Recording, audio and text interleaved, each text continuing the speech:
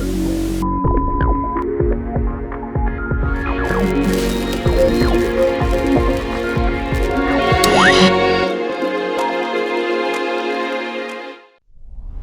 listening to M.T.V.B. Podcast. Movies, TV, video and board games. This show may contain swearing.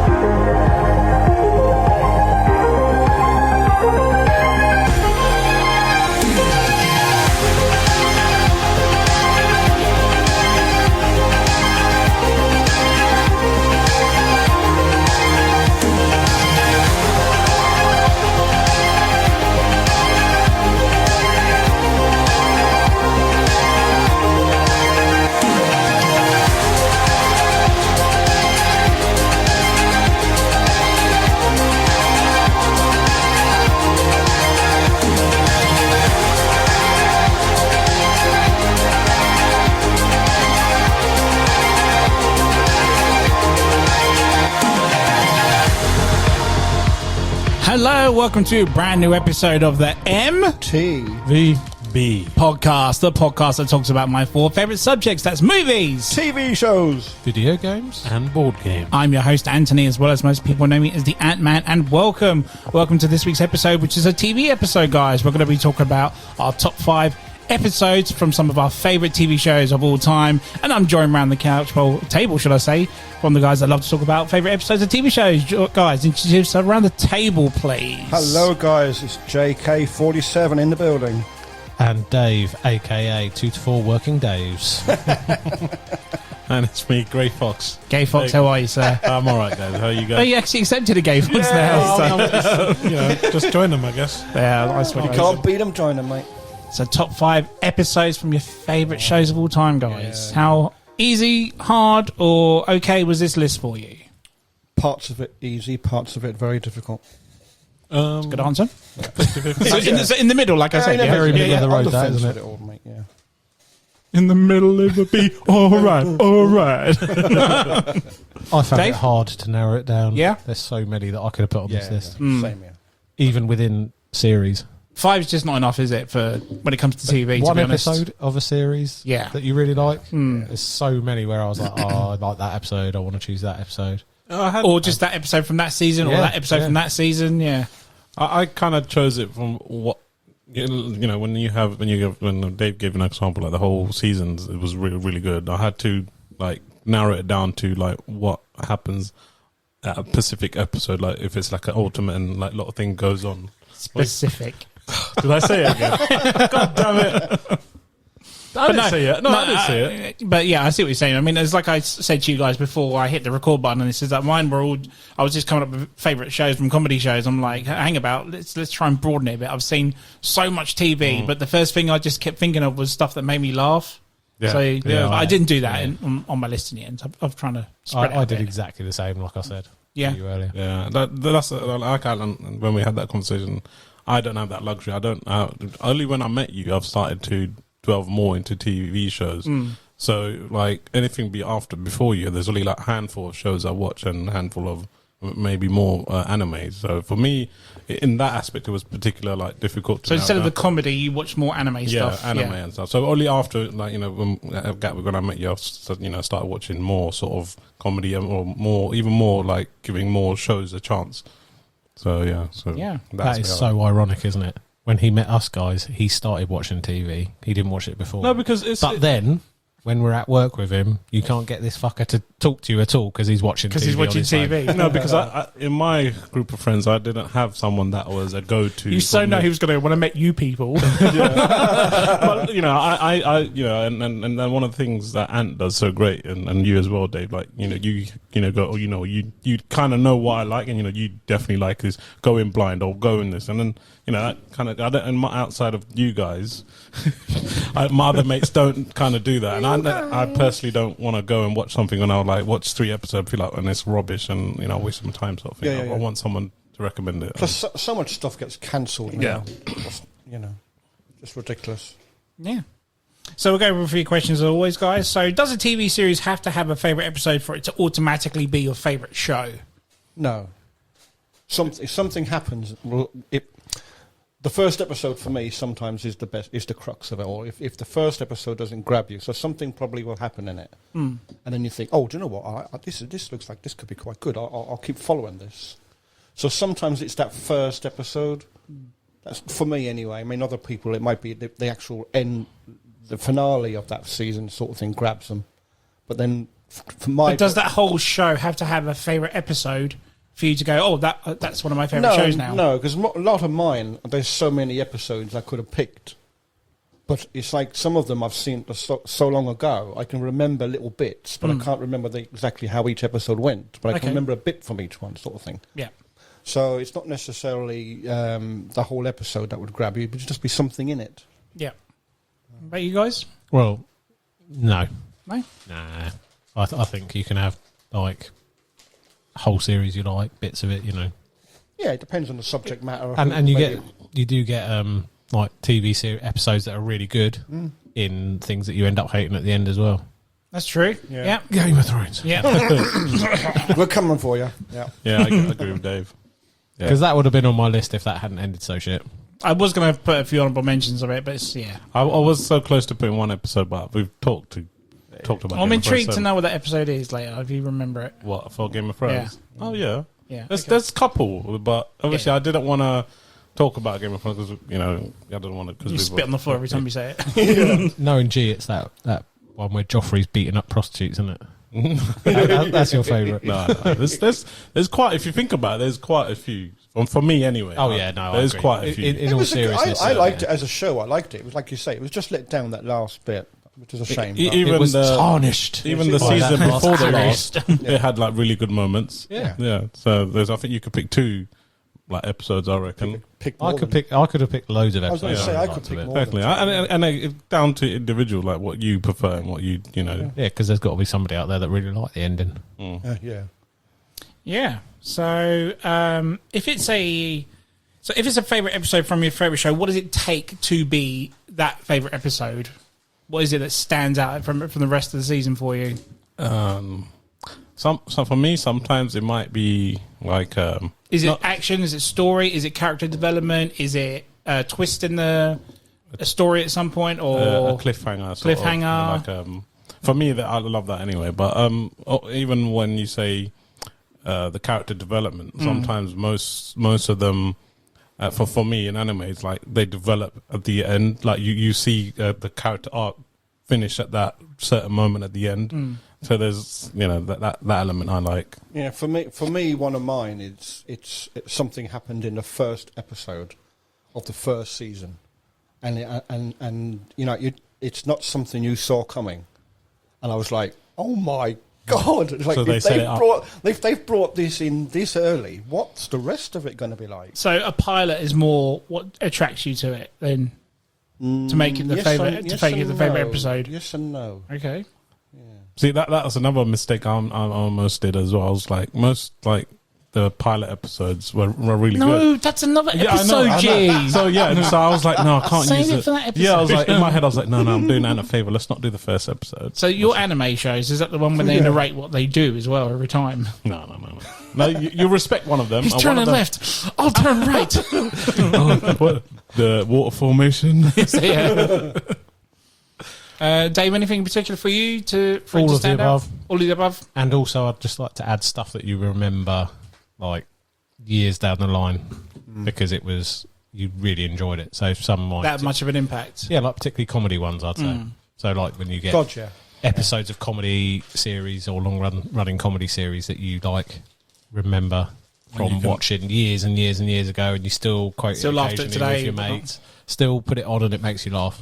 Nice. I got too many of them. That's why I didn't include any of them. I'll keep them for honourable mentions in a sense. Yeah, as I said, five is not enough for a topic of this. I could have filled like you were just saying earlier. I could have filled all five with 5 comedy shows, just like that. Well, we'll save that for another episode then. Yeah, we need to broaden out the TV episode a bit more. Yeah, so yeah. I think That's I'll why struggle I on put that different one. things in. And so yeah, you might be on that one. I feel left out. Yeah. Oh no. Do you ever like it when your favorite TV show does the, let's say, the special episode? Like if it's like a Halloween episode, a Christmas episode, a episode of all the favorite clips or something or whatnot? Or do you think that's just a bit of a gap filler for the series? It depends on how they do it. Yes and no for me. Yeah? If it's a Halloween episode, I love that. So, Same, for example, right? when The Simpsons do their Treehouse of Horrors, they're some of my favourites. Yeah.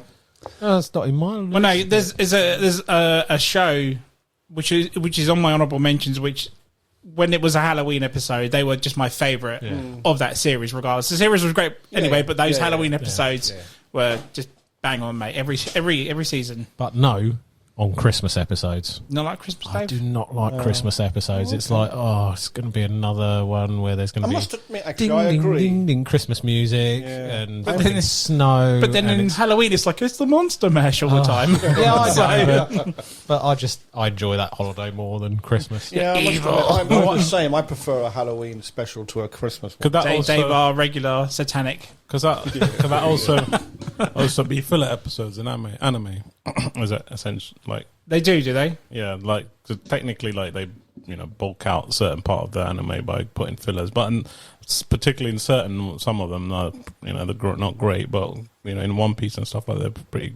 It doesn't. I don't know. It doesn't go on as the in, story arc, but it's quite not in sense of character building as such, but it's quite quirky and quite funny. So that'd be... They're not really special episodes, but yeah, I can see where you're coming from. When they cross over, or they have like a special sort of theme sort of episodes as well. I've seen that. A bit like when my brother-in-law comes up to me, who's been playing the newest Yakuza 70-100, whatever game that is, and says, "Oh yeah, I've just done a karaoke mission." And you're like, "Oh, you're supposed to be kicking Yakuza around the place." No, Yakuza's underrated though. Yeah, but then he's been doing like a whole fucking like karaoke side mission or dating something. Or I was like, what? Only in Japan, eh? Yeah. It's a good game though. Sorry. Good. I'm glad. Good enough. And that's all I got for questions wise. If anyone have any, then not, we'll go literally straight to the top fives. We can do it. Let's do it then, top fives, guys. It's time for a top five. So obviously we're going to go into a lot of episode talk, so I'm going to throw out that spoiler warning now. Not necessarily. Spoiler warning. And of course, we are talking about TV, guys, so there are going to be thousands, hundreds of episodes that we are literally not going to mention, okay? So again, if you hate that, for example, then you either should have been on this episode or get your own fucking podcast. Number 5. Number 5. Right, shall we, guys? Who wants to roll the dice first? Let's do the dice. Right, so if you get the Hellfire, that's 20, okay? Dice. I And get that's 5. a big 5 for Right, ladies here and we go. gentlemen. Come on, G. What you got? What you got? G gets 7. Oh, 7. He's in the lead at the moment, so he goes to Dave now. Go on, Dave. Cheating out. Come on. Well, he didn't pick it up. 14. Oh, come 14. on. Come on, John. Double 7. 40. Well done. Man knows his maths. Quick math. 17. John goes first. Jordan's going to list spoil for everyone. And off he goes, sir. What's your number 5? My number 5 is the last episode, so the finale of the first season of 24. Ooh. Of the first season, you say? First season. Okay, right. Explain why. It's where I do love me some 24. Yeah, I mean, I haven't watched it for donkey's years, so I'll try. It's where he, obviously he finds the bad guys and all that, but it's where he. Is that the one when Dennis Hopper pops up at the end? Yeah. Yeah. And he finds out, obviously, because they know there's a mole, don't they, at CTU, and they're trying to Mole. and they're trying to figure out how the mole is, and the mole turns out. This is where, for me, it's stuck in my head. Is where it turns out to be like the woman who's helping to run the place, who he had an affair with before. Yes, And when she gets found out, she kills his wife. That's right. Yes. Yeah. Oh my God. Yeah, she dies at the end, doesn't she? Yeah, Yes. she That's right. She kills her. His actual wife, isn't it? Yeah. And I sort of stuck. I was like, what? Like, how did they end it like that? And so when I was kind of putting episodes together, I thought I've got to kind of put it in there. There are other episodes in the whole seasons that I kind of liked as well, but that one kind of stuck with me for that one. Yeah, because that was because because I thought Because she what was the quite a hell? main 'Cause it character in came that, out- and it's 'cause- like when they did it, oh shit! because it was 11. Because obviously, you know, what I liked about it as well with 24 was that you got an hour each episode. So obviously this was 11 o'clock at night to midnight. So this was the final hour. Or with that adverts, it was 40 minutes. And of course, so yes, so all the bits were leading up to obviously to this part, and I just didn't see her being the mole, and I certainly didn't see her killing the wife. You know? And I was like, what the fuck?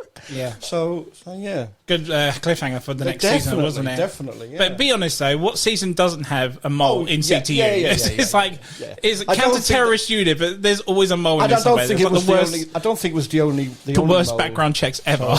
Yeah, it just make me. But that's the whole thing. I think that's why they kind of kept it right to the very end, because I didn't expect that.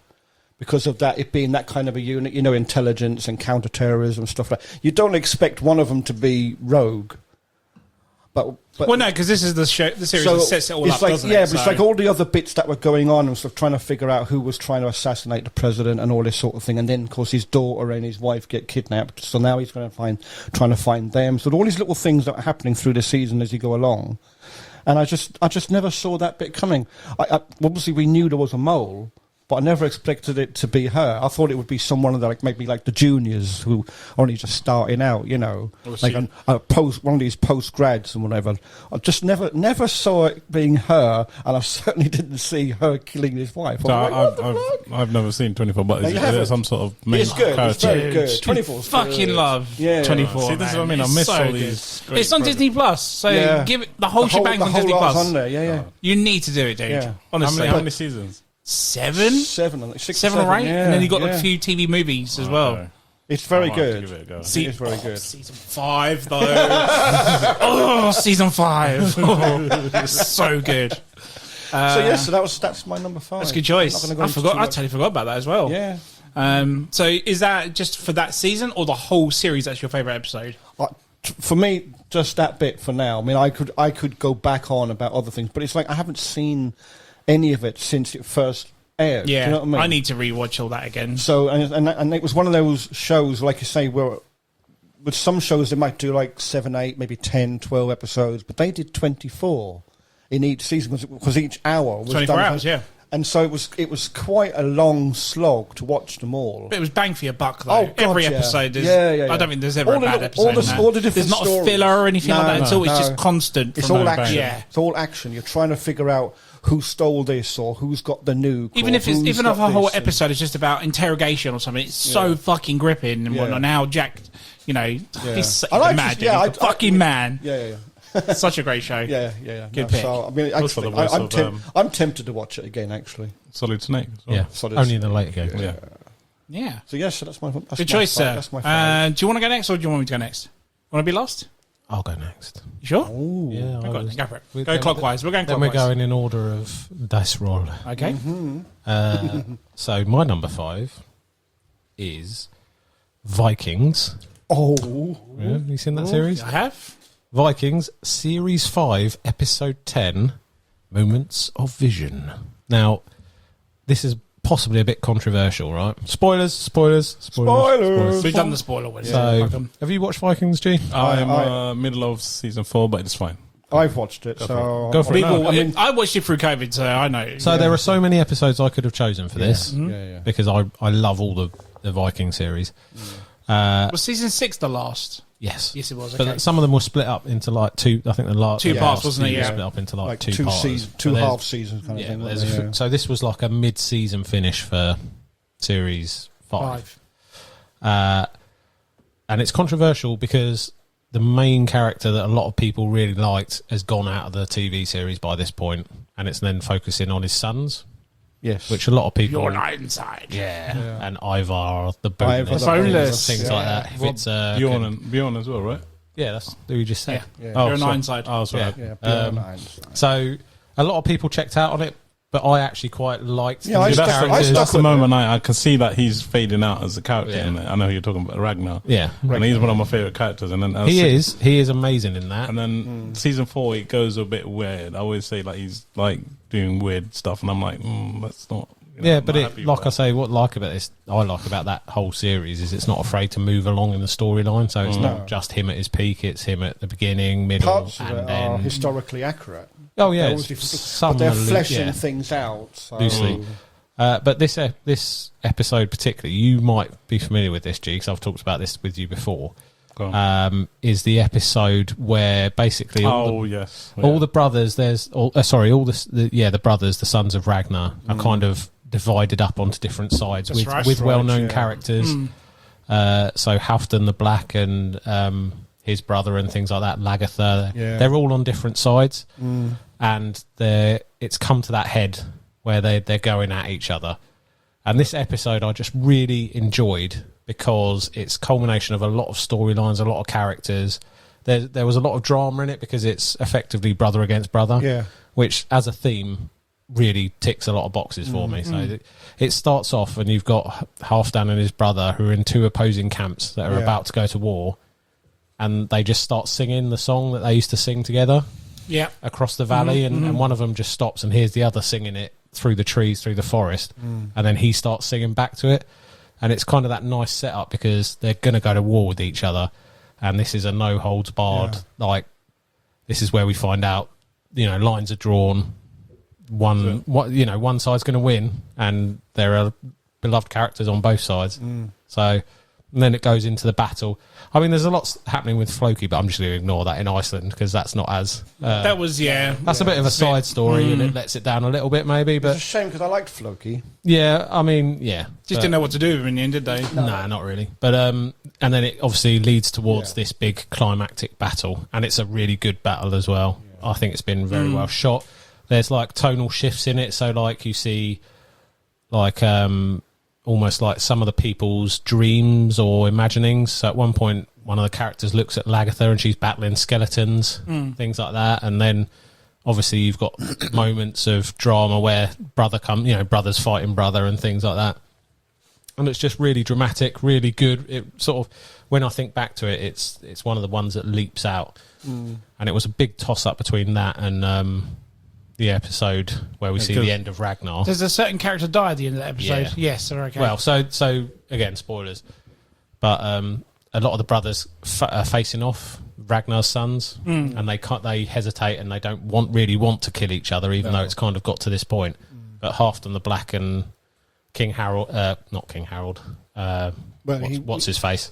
His brother, the two tattooed face guys. He has no hesitation. He literally just stabs his brother through. Oh shit! And that's right. Yeah. And then there's some other characters that die. There's that little the lady who Lagertha's sort of having a weird lesbian relationship with. Oh yes, who's pregnant, been raped. Yeah. Carrying the child.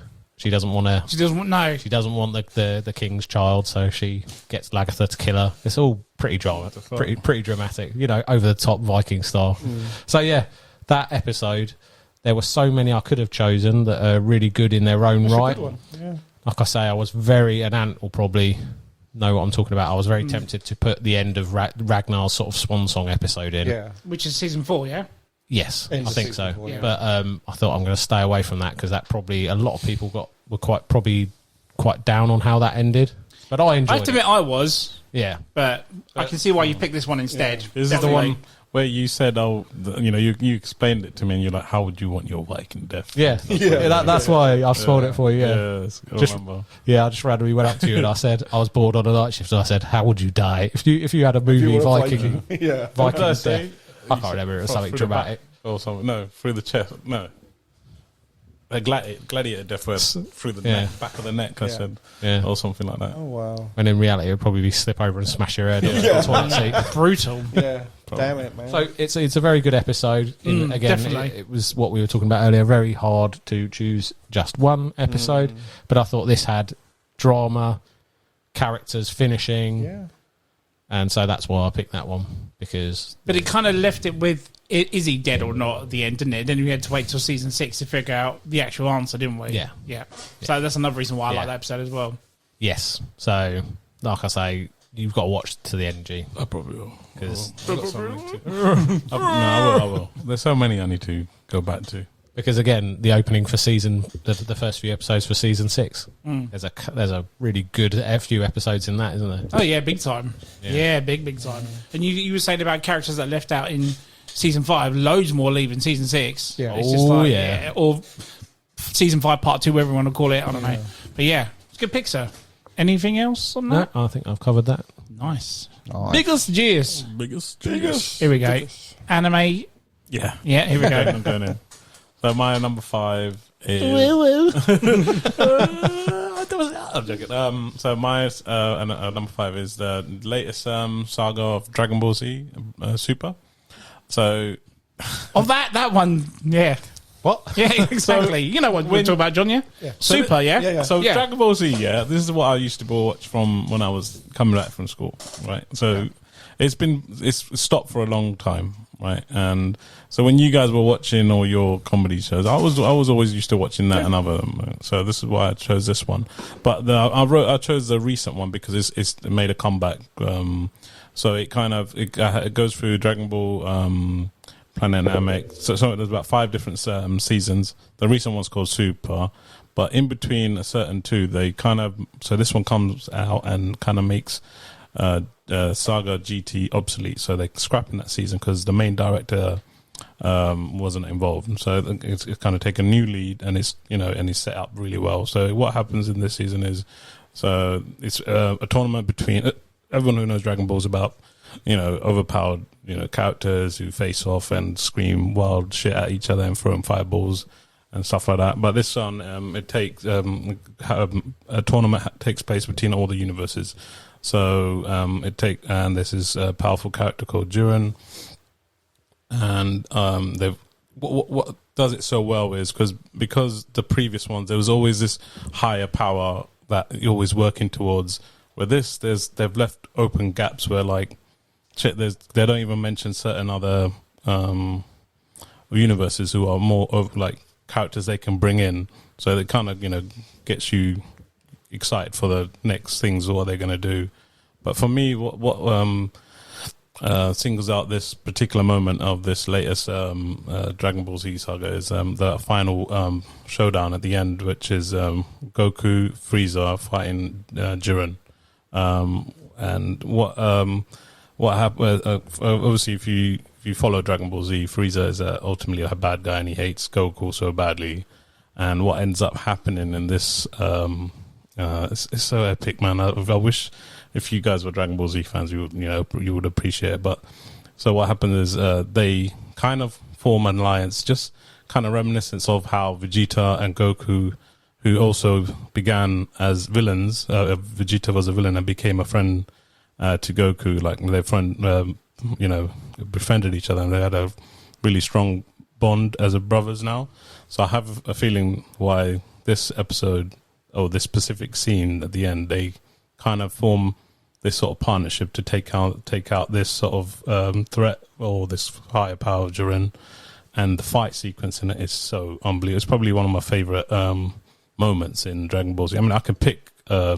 A handful, the Spirit Bomb, where Goku takes like 10 episodes to literally just scream, and it's going to form the Spirit Bomb to use it against Frieza or whatever. Isn't it more like a rage? Yeah, that's a Super yeah, so he takes 3 or 4 episodes to turn into a Super Saiyan. That's a great moment when I was watching it. I was like, oh my God, he's going to do it. And he's like, It's crazy, man. It's over the top, but it's one of my sort of, not guilty pleasures, but it's like when I like look at art, there's an artist style as well. Akira Toriyama. So if you know Dragon Quest or any sort of, there's a new game or manga called Sandland. There's a particular art style he uses in all these sort of games, and particularly in Dragon Ball Z. Where it's very, you can tell it's his artwork, and I really love his artwork as well. So that's one of a reason why I love Dragon Ball Z so much. But this final episode, it's just the music, the fight, it's just so good. I just feel like it kind of for me it feels like Dragon Ball Z is back and it's on track sort of thing, and I have to put it in my list. I know you guys don't watch it, so I can't. I've If never someone watched was it. here, You're representing anime for the podcast, you mate. are, So mate. Go for it. What's funny though is that every time I listen to him talk about it, every time he says Goku, Goku. I'm thinking of Goku. Yeah. Don't give him that. Don't give him that. so do I throw the fireball now, guys? Dude, one of the Can't me? one of the like Love you really, Goku. one of the things he annoyed me when I was, because he used to come to my house very often back then, and I was heavy into Pokemon, but I loved the anime of Dragon Ball Z more. Yeah. Then he came over and he's like, "Oh man, I'm watching Dragon Ball Z," and he's like, "Oh, you guys are watching Pokemon, man? Come on, man." I'm like, "This is Dragon Ball Z. Yeah. Like, get Oh, You plebeian. I never forgive him for that. He always acts like he knows what he's talking about. Such a loser. Just because he's a pharmacist. Yeah, such a loser. It's like, so it goes up, and it'll go down now. Yeah, see, that is bullshitter, man. This guy, man. Also, your oldest friend, is he? Yeah, so I'm my oldest friend. Do love him though. Dissing him on the podcast. He's never on now. Oh, yeah, that's Nice. my little bit of number 5. Good shout. Nice. Okay, my number 5. Excuse me. I have gone for Doctor Who. Oh, okay. I've gone for a David Tennant episode, Of or course. it's technically it's a two-parter. Talk so to me. It's I David watched those Tennant's ones. season 3, episodes 5 and 6, which is probably my favorite Daleks episode, which is Daleks in Manhattan and the evolution of the Daleks. I quite like this episode because I really like the fact how we've gone back in time to when the Empire State Building's getting built. Oh, yes, and yeah. we're trying to figure out remember, why the Daleks are attaching parts of themselves to the Empire State Building, and then we've obviously got the time where it's all during the Great Depression. And did you know that there's a young Andrew Garfield in it as well, aka Spider-Man, in that episode? I love the mystery as to what are the Daleks up to? What are they trying to? Why are they part? They even joined with gangsters in that era. She. To like just to help them out and help them build. Obviously, this machine that they're doing. It's all about prohibition. It turns out basically it's a machine which will basically turn Daleks into humans. Oh, okay. So they want to form a new species of themselves to do it, and they do it at the end of the first episode. One of the gangsters they hire, they test him as a dummy, and they attach him and they put him into the machine. Don't they? Can I just say, I've just thought, is this interspecies erotica? No, it's not. But, It kind of is. A little hey, bit. fuck all. But anyway, yeah, he joins up with one, and we've for the first time see ourselves a human Dalek. At the very end of the episode, it was just give me chills, and he would stand there, look straight at the camera, and goes, "I am a human Dalek. I am your future." And then the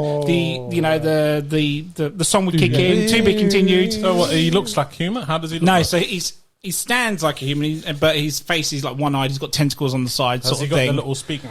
The little thing. No, he literally is like Okay. human. I'll show you a picture of it later. But they're like, wow, where's this going to go? And now we've got to wait for the next part for it. And obviously, when the next part comes in, you think, oh, fucking hell, they're going to take over now. They're going to turn everyone into human Daleks and whatnot.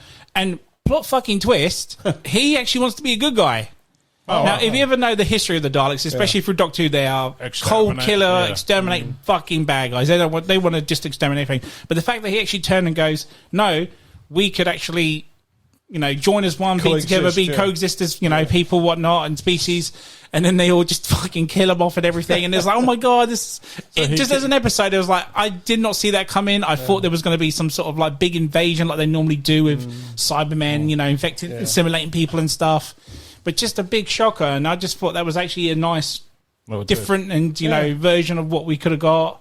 But yeah, I think that's Was one. there like a Christmas special? No, not at all. No. I just think as an episode and as as historical as those enemies are, I just loved that as probably my favourites of David Tennant. He's got so many, don't get me wrong, but those two episodes really stood out for me because I thought it was going to go a certain way and it went a different way instead, and that's why I think I thought you were going to go for something like the Weeping Angels. No, because I was going to go. So I was going to go with Blink. Yeah. That was my other one. I was going to say Because, but the thing is, the Blink or the Weeping Angels are only utilised once more after the episodes. They're not in it after that. If they were in more episodes, 100% I would have picked Blink. So you're talking about the evolution of of canon that you know. Yes, because that's what I'm saying. Because with Daleks, you just thought something was going to go. It's going to go bad regardless. They're always going to go up and come up with a different plan. Yeah, they're quite two-dimensional. Exactly, and just the fact that this guy was like, "Oh no, let's actually coexist with one another. I want to change this and that," and it was like, "Oh, crap. Show me this thing you Earthlings call love." There you go. Exactly. Spoilers, do Daleks actually kill him off, or Yeah, he gets shot. oh, well. Yeah, they kill him off in the end. But he could have been the guy that brought them two species together, and then we could have had in-species erotica, Dave. Who knows? That's what Dave wants now. But no, yeah. Have you seen Clerks, I know Steve? Doctor Who guys are going to come at me yeah. going, "Oh, it's a fucking stupid episode." But there's so many to pick. But for me, they should get their own episode. But Get their own as podcast. David Tennant's series, season 3 is not the strongest of his. 2 and 4 were always better seasons than 3 was. But those 2 episodes really stood out for me on that one, so that's why I picked that and gone with that. I could have picked hundreds of other ones, but yeah, Your list. exactly, it's my list. Exactly. And then we're going to go back to John for number 4. Number 4. My number 4 Back to you, Johnny boy. John fucking was my number 4 was the 12th and 13th episode of the final season Of MASH? No, Parks and Recreation. Oh, okay. So which one's the very final series? Yeah, Yeah, I know what that episode is. That's a good- 124th, 125th episode apparently. But Those are good episodes. Yeah. I'll let you talk about it. yeah, I can't remember all of it, but What? I just because my favourite character in all of it was Ron. You know, My fucking hero. Yeah. And Ant's favourite is Spirit animal. Ron. My Yeah, spirit spirit animal. Yeah, spirit animal. Yeah, And his band alter ego. yeah. Was he again? Duke Silver. Duke Silver. Yeah, and it was just like I liked the way it opened because it's like them today, and obviously at the time they were closing the office, and it was like their last day, and they were all like having a little get together and stuff. You know, what are you going to do when you leave and all this sort of thing. And this guy comes in, and he says, "There's a broken swing down in the park." And they're all, they're all looking at each other as if to say, like, well, it's kind of not our problem anymore. We don't work here, sort of thing. Yeah. And then Leslie goes, "Do you know what, guys? We can fix that swing. We can just do one more little job." And it kind of just goes on from there, and then it goes into the future, and you see Shows all the characters. all the It closes characters off and all what the they kind of get characters. up to Yeah. eventually. And I mean, Gary, everyone called him Jerry, didn't Yeah, they? that's right. He apparently Or Larry, he dies. or- He dies when he's 100, and they go to his funeral. Yeah. And turns out he's been like mayor Yeah, for a lot. quite a lot of times, and this well loved person and stuff, you know. And then you get what was Audrey Plaza's character's name? I can't try to think. Oh, that's fucking bugging me. Yeah, her and Chris Pratt. What was it? Not Amy. April. And April. He was Andy, wasn't he? And that's it, Andy, April yeah. and Andy. When they're like thinking, you know, should we have a baby? Because they get married and everything. It's like, do we have a baby or don't we? And he wants one and she doesn't. And they end up talking to like Leslie and Ben, and basically said, do you know what? We'll go and we'll have a baby. And then you sign out then you're like thinking, well, what are Leslie and Ben going to do? Hang on, before she gives birth in Halloween makeup. Oh, doesn't that's she? right. Yeah, she does. yeah. on Halloween. Yeah, She's really dark, that's isn't right. I was she? going to say she has. And doesn't she give the child a really weird? It's like got 5 can't names, remember. and one of them is like Satan or something. Yeah. Or Knowing her, probably, yeah. But and then you kind of like see Ben and Leslie, and you think like, well, what do they get up to? And I like the bit where she's giving this speech at like some like college or university or something, and she's like a governor now, and they kind of like allow it, like, going along the lines of, right, she's going to run for president. yeah, And then later on, it jumps a bit forward, more into the future, and you see the two of them at this Jerry's funeral, and they've both got these badges, like as if one of them's the president, but Yeah. you don't know which one of them because they both could have been. And it kind of like leaves you like that. And it was kind of tearful for me because having watched, I got into it through Ant. Ant said to me, "You've got to watch it. It's really, really good." Yeah. And I ended up binging it. I was watching 3, 4, maybe 6 episodes at a time. I liked. And you kind of like grow up with the characters kind of thing. So when you got to the very end of it, I was like, No, it's kind of sad, really. No, it's a nice send-off because it rounds off. Yeah. It gives you what they are, and it shows you their future. That's what I like. Yeah, you get a really. It's like Superstore did that as well. Yeah, it didn't just end and leave you thinking, oh, fucking, what would they have got up to next? It's like I like what happened to Ron. I mean, Ron makes me laugh because it's like he'd formed, was it that the really good wood company or something he calls it? It's like really good building company. Yeah, some old name like that, and then he ends up like they have this like a board meeting, and you know what Ron's like, he hates board meetings. Yeah, well, the company's being so successful. Yeah, Ron doesn't just like working full stop. No, exactly. And he's like, we're making all this money and we're so successful. But he's corporate, so when they're like, this company is smashing, it's making so much money, he's like, I resign. Yeah, yeah. They say we'd like a word from our chairman or whatever, and he goes, I resign. And they're going, what? And he just leaves because he's like, I don't want to. I want to just work. I don't want to be told what to do. Yeah, he doesn't want to work for the government. No. But he ends up working for them, doesn't he? Because Leslie says, "Can you meet me at such and such a place?" And it's this big park. And he says to her, "I mean, I think you've done a really, really fascinating thing. You saved all this land, and it's been turned into this big national park. And you know what Ron's like with his woodwork and stuff. And he just loves man of nature. And he just says, "This is a fantastic place." And she says, "Well, how would you like to run it?" And so he ends up running the park, and he gets all these like little like rangers and all this. And I just think that was probably the best ending for him, really. Yeah. I like the ending for John Ralphio. Do you remember that one? Yeah, where he faked his own death or something. Yeah. It's like a cemetery, and they're all holding a funeral for him, and he's hiding around a tree because he's trying to get the insurance. Yeah, but he gets caught, doesn't he, or something? Yeah, that was funny. He made me laugh. He did. But I mean, it was little Tom that made me. I mean, to me, that's Nash. That's little Nash, isn't it? He's the image of Nash. Yeah, but he's much funnier, isn't he? Yeah, all the little things, all the little things he'd try, and he always kept failing.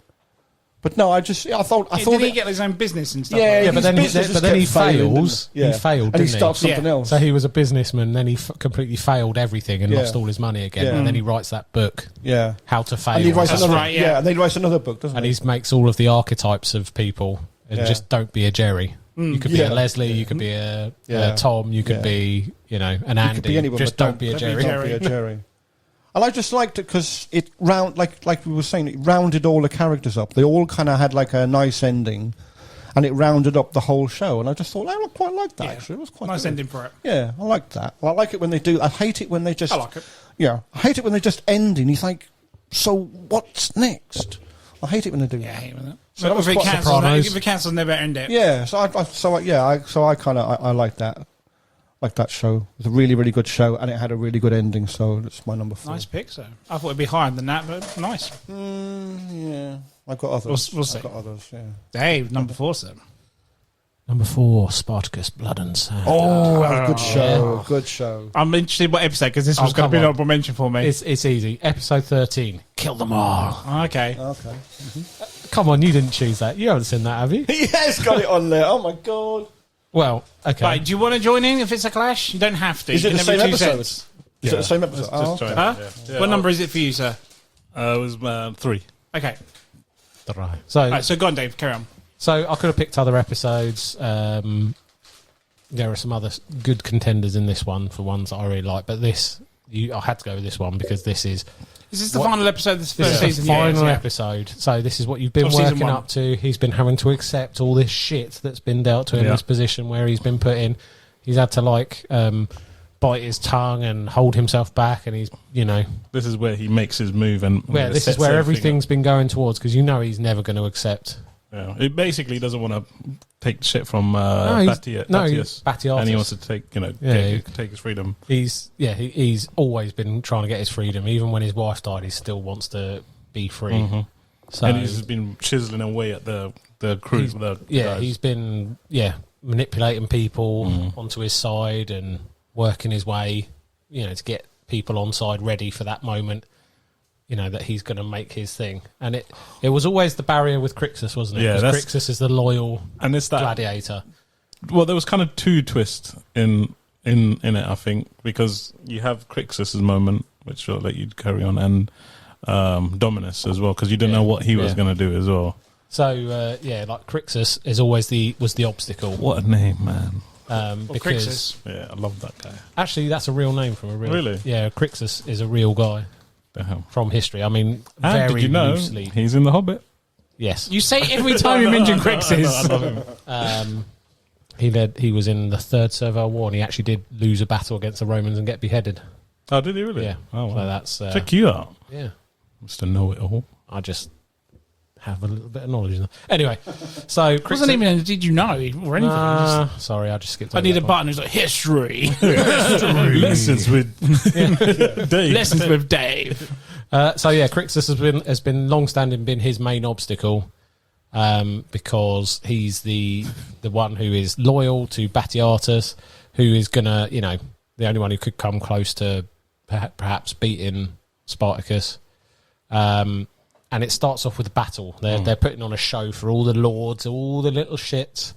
That little bastard boy who killed Varro, Spartacus's friend, just because he was becoming a man and wanted someone to die. And it's kind of a satisfying. This is what I mean. It's the culmination of everything. Like, say posh sort of at the time. All those people slaving, giving them shit. raping, and that episode as well, and says it all. every viewer is just baying for that blood to come. Man. And it starts off. So Crixus is fighting Spartacus, and I think it's in the battle he decides us. Well, because he finds out it's I can't remember what they say, sino missione or something. It's like no mercy, isn't it? Yeah. So one of them is going to die. Yeah. It's a battle to duel to the death, and they want Spartacus to win because they have an upper hand on political thing or something, and they poison Crixus. And and so you don't know to start with, do you, whether Crixus, and it shows a little bit of flashback, so it reveals 2 a bit days more. ago, But as it 1 day starts ago. off, you're sort of thinking, oh, this is the moment where they're going to be fighting. Yeah. Then they've betrayed Crixus, and they were going to poison him and things like that. And then it all kicks off, and Crixus just drops to his knee. So he can run so Spartacus can jump onto the shield. On the shield. Yeah, jump on the shield, and then he fucking flings him up into the balcony. And if anything is done well in Spartacus, it's like slow motion, 300 style fighting. He's slow motion flying through the air, and Batiatus throws someone else in front of him through the throat. So and he gets run through, and then just carnage.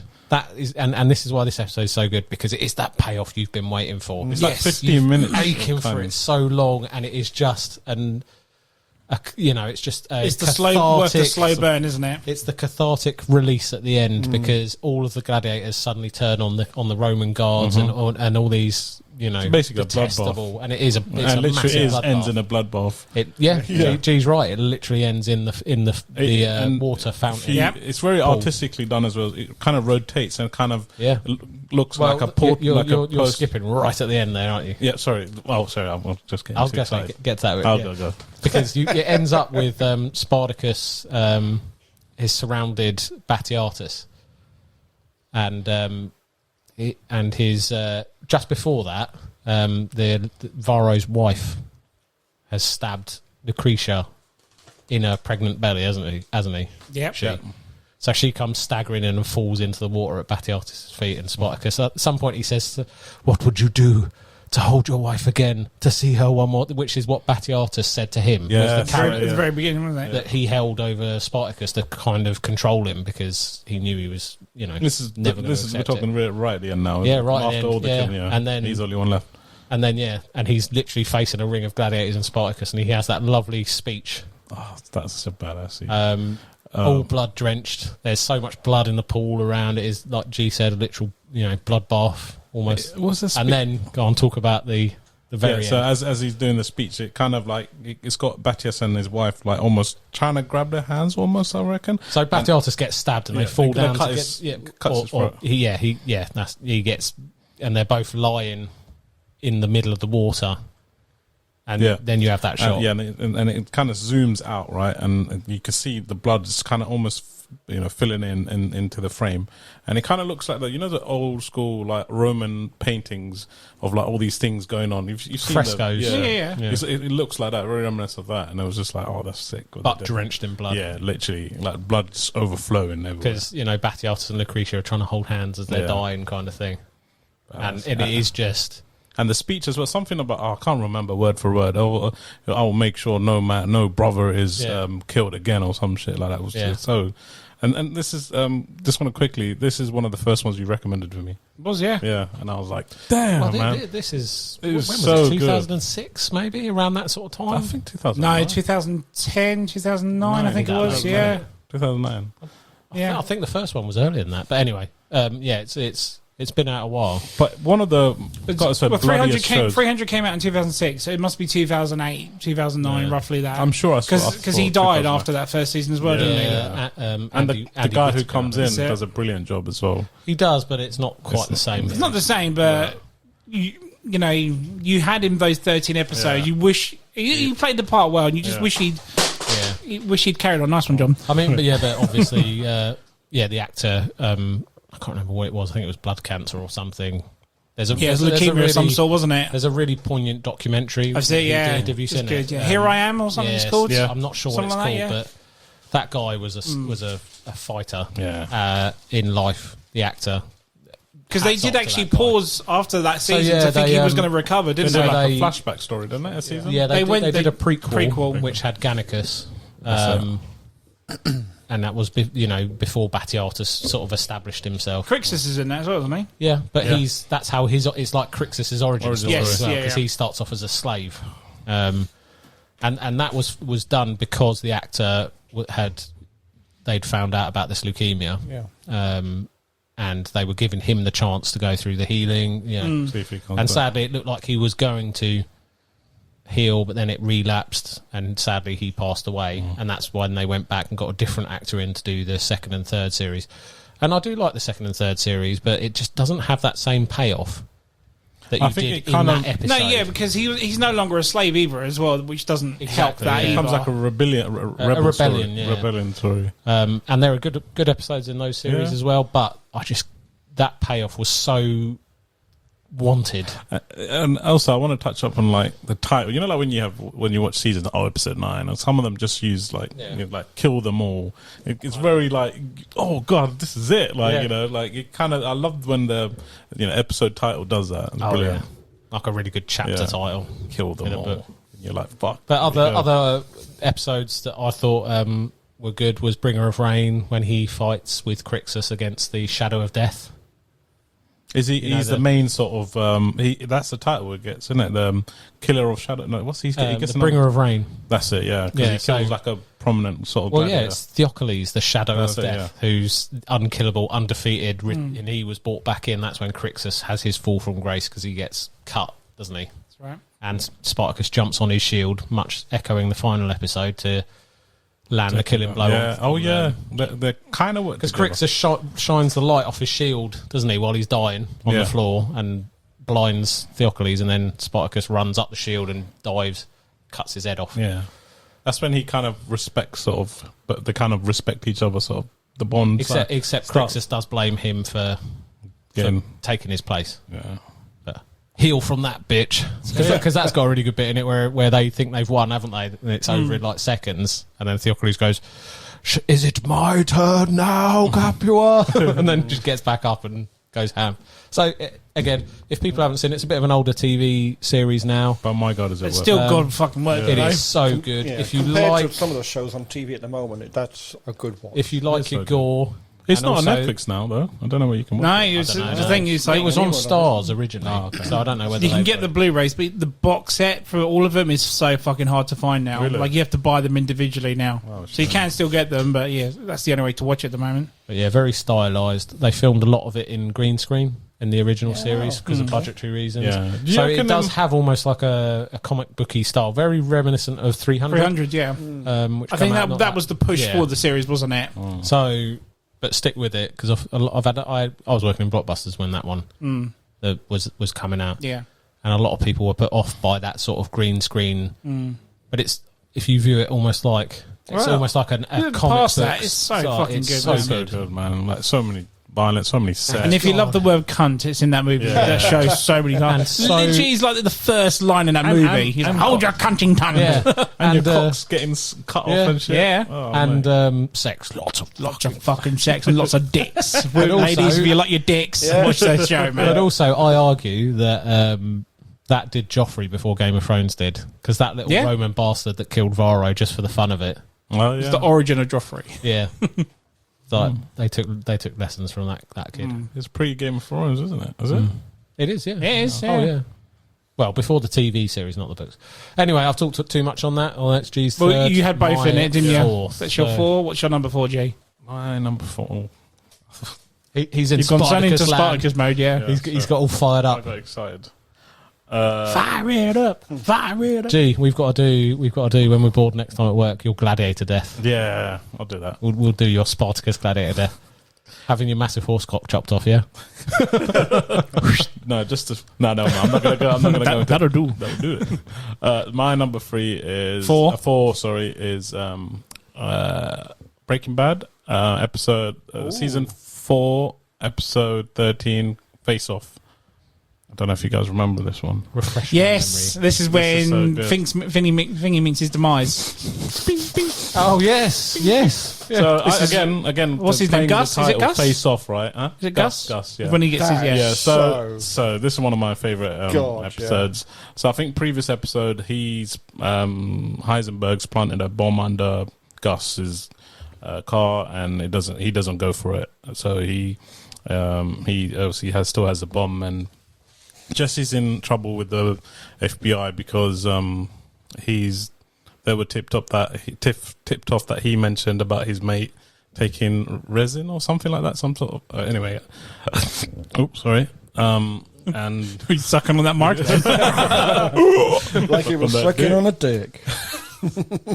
and so he's out away, and I think at this point is where I think Gus is almost going to kill him and Jesse, or threatening really much, and obviously they've decided they have to kill him, and and obviously I'm trying to pay him off. For the listeners, Jesse, how is there any place where he goes where because obviously Gus is everyone knows Gus is or super on it, where I can get him alone, sort of thing, and obviously he mentions what's his name?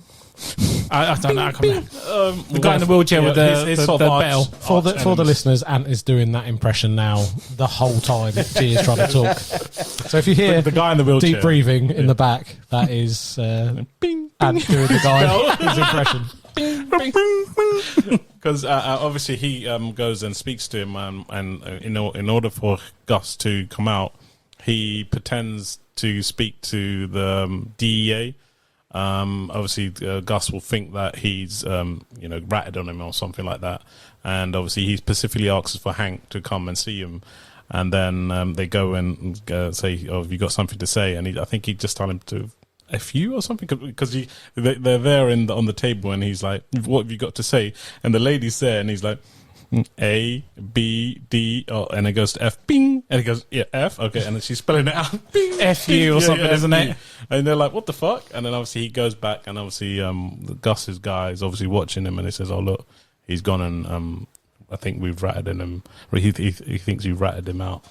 And then Gus eventually goes to see him where, by then Walter has planted, obviously he wants to kill Gus. So he's basically the old guy in the wheelchair with a bing bing. He wants to kill Gus as well, though, doesn't he? So he's basically committing suicide. Yeah. So Gus goes in, and then he's about to kill him. I think he's going to inject him with poison or something like that. And then he just starts. He looks sad, and all of a sudden he goes, Yeah. and then Gus, you see the shock on Gus's face, and you're Gus like, thinks, what the and the fuck? door just blasts open, Yeah. bang. And But you're it like, stays there, doesn't it? Yeah. The shot doesn't go No, anywhere. yeah, No, and then he you'll think- walks out, and I was like, "Fuck! How Yeah. the hell did he get away with Yeah. it?" And then the camera zoom. This is No, so- he turns. He Yeah, turns he to the turns. camera. And this is what I Camera. love Yeah. this episode. So it's so brilliant because the camera turns onto his face, and you literally almost like only got Scarface, half a face. His eye socket's Yeah, gone, God. Like Two-Face. It's Yeah, down to almost it's down to the Two-Face. skull, isn't it? and then Yeah. in the title Face Off, and I was like, Yeah. oh, that's such a brilliant episode. Yeah. So and then I can't remember if you remember. I think in the previous episodes where he has that sort of iconic moment where he tells, "I'm the fucking guy who goes knocking." Yeah. I'm the one who knocks. I'm the Yeah, one who and it kind of knocks, builds yeah. up. This kind of that built up to this moment, sort of thing, because he actually does that. So he goes, knocking, killing people. So Knocks kinda- on the door with explosives. so yeah, I thought it was a brilliant It episode. was a good episode, actually. Has to be in there. because he was such a nasty bloke. I do love it when so you get to a see him title end like that, it's like whoa. Yeah, face up. Because I think there's more in that episode, but that one, it comes up and you're like, what? Yeah. And then when he walks out, you're so, oh, for fuck's sake, he's got away with it I know. again. Yeah, yeah. And then it's like, how the hell has he done that? And then you just see his face gone, and I'm like, oh my days. That's a good bit of TV, isn't it? Amazing. That was Well very. done. The makeup was So good. So good. I honestly, I was so annoyed. I thought, shit, he's made it. He's actually survived. How the fuck? Because it's like Ant just said, the camera just stays on the door, and you're like, so why are we looking at the door? What's going to happen? Because you're not expecting him to walk out, are you? Yeah, but you And then see he- them. You and know, then he walks out, and you're like, what the fuck? no, because you see the shock in his face. Yeah. When he goes, Yeah. It's like a hotel I bell, wish I isn't had it? that. Oh, yeah, I wish Every I time we had that bell at work, that's all we did. Yeah. Ding, ding, ding. Yeah. Because they got one on the info desk. They go, Me and him were just. Why did I not see that? Oh man, it's Good amazing. shout. That's a good one, yeah. Damn good. My number, 4, is so basically, like I mentioned, I've got a couple of comedic shows on there. So I'm going to go with The Office, Oh, yeah? season 7, episode 16, Threat Level Midnight. Well, by far my favourite episode. What is this, sorry? Threat Level Midnight of The The Office. Office, yeah. I don't So think I've seen it. basically, through seasons 2 up to 7, we've mentioned, or there is mention that Michael has made a script that he's done of a movie called Threat Level Midnight. Obviously, through the seasons, we never get to see it, but Michael has actually filmed that script and actually made it with his colleagues in the end. And then he gets a girlfriend by season 7, and basically we get to finally see Threat Level Midnight as a movie. Yeah. And obviously it's shit, Yeah. but it's funny. Yeah. But the fact that all these characters from The Office play characters in there, it's basically James Bond, but Michael Scott's version of it, if you will. Like Catherine Zeta-Jones is his wife. Yeah. Stanley in The Office is basically Morgan Freeman and does the voiceover for it. Dwight is a robot that is his robot butler. But the best thing about Threat Level Midnight is I can't pronounce his surname. John Krasinski, whatever he is. Krasinski, who plays Jim in the episode in the series, plays his villain Golden Face, and he fucking plays that part so well. Like there's like he goes into it so well. And he's like, I did it to impress the receptionist because that's who he fancied at the time. But if you watch it, he goes so well into detail with it and whatnot. It is the funniest fucking thing ever. What season is that? Season 7. And obviously, anyone who watches The Office, everyone knows that Michael hates Toby. So there is a scene where Toby gets shot in the head and his head blows up by Golden Face, but it's shot in multiple angles and it keeps going bang, bang, bang. And then it cuts to Michael and he goes, that there was the most expensive shot of the movie. It's just like brilliant. It's clearly a dummy when the head blows up, but the way it's like constant takes of it just blowing up, and it's like he hates that fucker so much. It's brilliant. There's a lot more I can go to, but I don't want to spoil it too much. It is a fantastic episode. Just talking about it makes me laugh. Yeah, I need to watch that again. It is so good. Even like the song that Michael makes for the movie. What else was there? Andy playing the sports. Hey, we got sports back and all that sort of stuff. What was it? The way Golden Face dies as well is brilliant. Thinking of it now, it's cracking me up. I'll have to watch it. I love it because again, I used to be that guy that made like shitty films with a my dad's camcorder back then, and looking back at it, it just reminds me of the times I did that through college and my younger years before that. And I just love how people's reaction to it, seeing them enjoy it, even though it's shit. And because I think there's a part in it where everyone's laughing and Michael's like really upset because it's meant to be serious, but it's clearly not. No. That's it. Daryl from Warehouse is the president, and it's clearly just his office is clearly just in the office with the American flag. Oh, it's so good. It's brilliant. Again, season 7, episode 6. Please just give it a go because it is so funny. Just watch that multiple angles of Toby getting shot. Number 3. Back to you, John, sir. Number 3. Right, my number 3 is... Work out which episode it is. It is season 11, episode 16. Of what? It's the finale of MASH. There it is. You knew it. Play the soundbite. Go on. No, not that one. No, not that one. Which one? Hey. It's bloody gory. No, it's not gory. Bloody gory. MASH is gory. MASH. It's in the hospital. MASH. Yeah, but this one is sad and... Oh, sorry, mate. We just ruined the tone on that. Shit, sorry. No. Didn't mean to. Well, go on, explain it. Go on, then. Explain why it's such a sad one. It's story time with JK47. Yeah. You've got to do it now. Come on, let's go for it. When I was a young lad in Ireland, I saw myself a hooky copy of it. There's various things happen in it. Obviously, if you follow the series along like I had done, and it was the end of the series, they knew it was ending. So again, it's a bit like Oh, so it's the final it's episode. the final episode. Right, okay. They know it's ending, and again, it's a series that they ended it well. They didn't just cut it dead, and you're left thinking, "What the fuck?" I'm So- sensing a theme here with John Spix.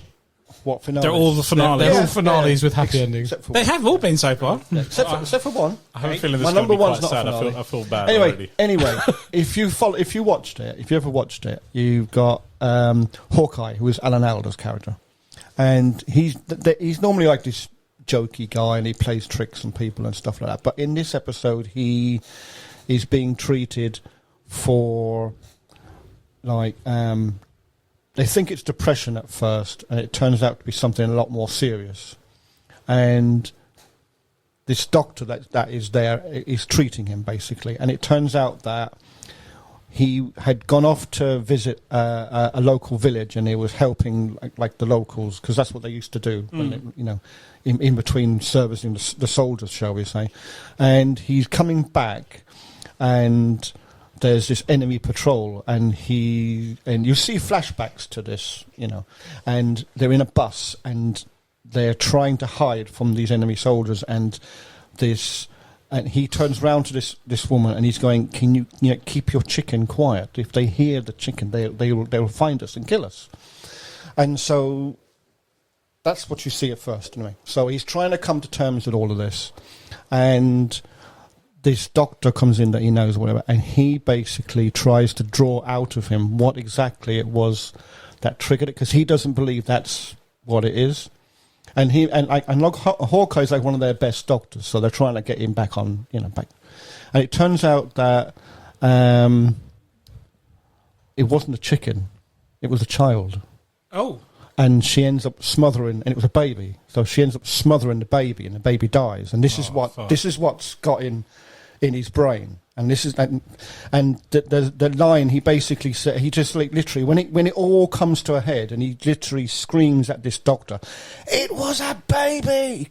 And like you're watching him thinking, because you see the chicken. Yeah. And so you think it's a chicken, but of course, when the reality comes in, and this doctor's able to get through all this, like the cloud, and work out exactly what it was, you didn't see that it was actually a baby. Shit. And it's sort of like me saying, "Fuck," So you didn't see that bit coming, but that helps, in a sense, fix him.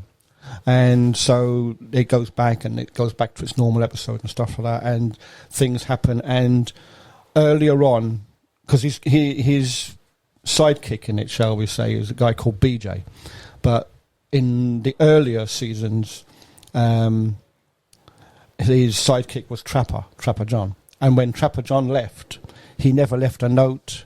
He never said he was going. He literally got orders to go, and so he went. And Alan Alda's character was off doing something else. So when he comes back, he sees he's gone. Mm.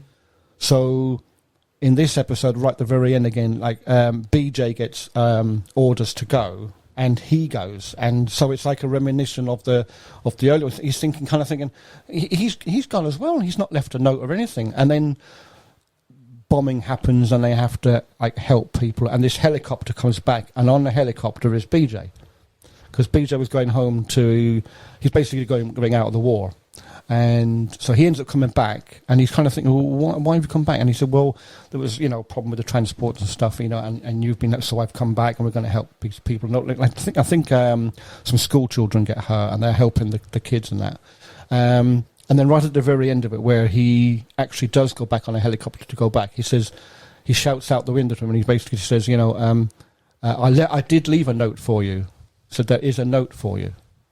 And so when Hawkeye at the very end of it, you don't see what the note was until the very end of it. Right. So before, this is the last episode. Yeah, and just before This is a comedy show, by the way. Yeah, I knew I was most taking a of it piss. is I was like, comedy. oh fuck, I No, need to parts get of it, emotional. parts of it are fun, but it's like It's already got me. It's like in amongst the war, there is humour, dark humour, and it is quite funny as the season, as the episodes go by. It is quite fun. There's a lot of gags and playing tricks on each other and stuff like that. But it kind of makes you think these are the kind of things you do to take your mind off of what's going on around you. And so when you get to the very end of it, like I did, I watched every episode, and you kind of get it. You know why they're doing it. It's very funny. The writers that wrote it were very, very, very clever. But it's like Hawkeye and BJ never salute anybody. Some obviously like they're captains, so someone higher up than them will turn up and they'll only salute if they absolutely have to, kind of thing. But they don't generally do it. And the colonel is he's going home as well, and he goes before them, and they see him and they say, "Well, how are you getting back?" And he says, "Well, I've got a jeep taking me to wherever, And he says, "Well, where's the jeep? There's no jeep here." And he goes, "No, because I've got my horse. I'm gonna ride my horse one last time." And of course, through all the episodes, he has this horse, and he's like an old school cowboy in a sense. He has this horse, and he rides everywhere on his horse. So he says, "I'm going to ride my horse to wherever this jeep's picking him up, and then I'm going to give the horse to the local village, and they are going to use him like as a farm animal, to help plough the fields and stuff like that." So you kind of think, "Oh, well, that's quite a nice thing for him to do." And then right at the very, very end, then when Hawkeye gets on the helicopter after the guy sent him, "I did leave you a note." He goes through the tent looking for it. He can't find this note, and he's thinking, "He didn't really leave me a note." And he gets on the helicopter, and the very, very last scene, as he's flying away in his helicopter, he looks back out the window, and there's this huge sign written in stones on the ground, and it says "Goodbye." Oh, wow. That was kind of like how it ended. That was like the end. It's like "Goodbye," and then it cuts. In a way, it doesn't. But then it turns out afterwards that because they did like spin-off shows and things, like you got Trapper John MD and stuff like that. So, but as a series, that was the end of it. And it was the goodbye was And that was from the them goodbye to the was- audience. It's in a sense, yeah. Oh, nice. Yeah. Nice. But it's by the way he said, "I have left you a note. I wouldn't have gone without leaving you a note," sort of thing. But you never see this note until right at the very end. He looks out the helicopter window and he just sees this great big pile of stones. It spells out "Goodbye" on the ground. I just thought it was quite nice. I mean, like I say, I've watched Yeah, of course. a few times. It's one of my most favourite series of all time. And so I just thought, well, I could have picked any episode, and they're all quite funny. And a lot of the things that they used to get up to. It's the one you remember the most, though. Yeah, is what it's on there. it's like Klinger. If any of you've ever watched it, Klinger always tries to dress in a dress. Yeah, you've watched He's Klinger, trying to Klinger. He's trying to get out of the army. But he tries to make up that he's a woman, and he always wears a dress and high heels. And every time someone comes along, he's got this dress on, and like higher, like colonels or whatever, look at him and think, "What the fuck's wrong with him?" And he's trying to get this paperwork to say that I'm mad, I think I'm a woman, and I want to leave. And he never gets anywhere. And through every single episode, he never ever gets anywhere. And in the final episode, he falls in love with a Korean woman who decides to stay. Oh, nice. And you think, what? All that? And he's trying to get away. No, and then he that's decides, do you know what? No, I love this woman. I'm going to stay here with her. So he stays in Korea in the end. He doesn't... They're all leaving and going off to do different things. And he says, no, I'm going to stay. Nice. And you're like, okay, I kind of get that, yeah. It was just the way the whole episode kind of ended. And again, it was done as a two-parter, like we were saying before. Like Can other you ones, give us a warning when it's like an emotional one? No, like you have to can do? watch it. You have to watch it. No, more that we don't start off with. Story Story time. piss out, I feel Story bad. time. I'm sitting there like a muppet, like fuck it. I'm just, No, I mean, there are lots of funny things that happen. No, that was good. No, that's quite It's emotional. like another scene in the end one is where, like I said, they don't salute. They only do it if they're told to. If a general turned up, they wouldn't do it. But if he said, "Where's my salute?" they would salute him, But the colonel is about to ride off on the horse because he's told him, I'm going to take the horse and I'm going to go. And they say to him, "Do you know what? We haven't got a gift to give you when you go." And they all love each other. They're all like good pals. So he said, well, me and BJ have got a little present for you. It comes from the heart. It's something that we think you will enjoy. And they salute him. Oh, nice. And that was their way of saying to him, thank you for all the times. This is from us. We haven't got to be told to salute you. And it's little things like that happening. Now I don't need to watch much. Well, that's it. There's a lot more. Not that you're Connor anyway in the time soon. There's a lot more happens than that. But yeah, it's one of those little things that kind of stood out. Like I say, I like it when they end. They know they're going to end it. Then end it properly. Give all the characters a proper kind of a send off. Nowadays you don't even get an end. It just gets cancelled. The show gets cancelled halfway bloody through, doesn't it? It's true though, isn't it? Nice one, John. Good pick, sir. Thank you. Dave, number 3. My number 3 is season 1 Spaced. Episode entitled Battles. Spaced. Yeah. Yeah. Spaced. Right. I'm going to educate you. It's Nick Pegg, isn't it? Nick Pegg. It's Nick Frost and Simon Pegg. Sorry. And Edgar Wright. Oh. Yeah. All right, yeah. So they did 2 series before they really got famous, which were 2 comedy series about 2 friends effectively in a bedsit getting a house together. And it's just really good Edgar Wright, Simon Pegg, Nick Frost sort of style humour. The whole way through. There are so many good episodes. This is on my list because I've watched this so many times. Yep. I could quote so much of it. There are so many bits. We do at work. Yeah. So trying to pick one episode out of them is quite difficult for me. But I just really enjoyed the episode called Battles because they go paintballing. Paintball episode. Oh, God, yeah. They go paintballing. Yeah, this is Nick Frost. Nick Frost's character is like he was in the Territorial Army, and he's a big, he loves the army, he loves all the guns, he loves everything. Tell me what you see here. Bomb. Tell me what you see here. Gun. Tell me what you see here. Guns Butterfly. and bombs. Butterfly with a bomb. Anyway, and he goes paintballing with Simon Pegg's character. And I just love that whole scene because as they get to the paintball place, they find Peter Serafinowicz, his character, who stole the voice of Darth Maul. Yeah, who stole Simon Pegg's girlfriend before the series happens. So he hates him. This is the first time he's seen it. Dwayne Benzie. And so they end up on the same team. And he's this, and they're getting ready for paintballing.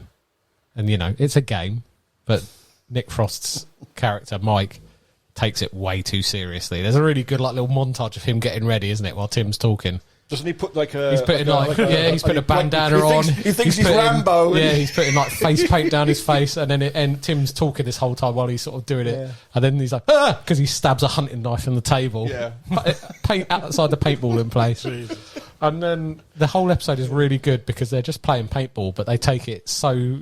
It's a piece of comedy genius because...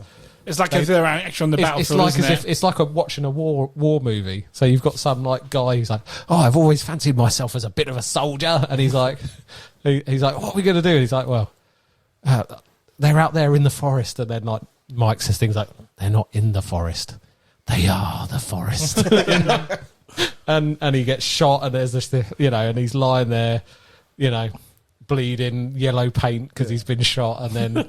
And then it all sort of goes on. And what I love about this episode is Tim has his face off against Dwayne Benzie.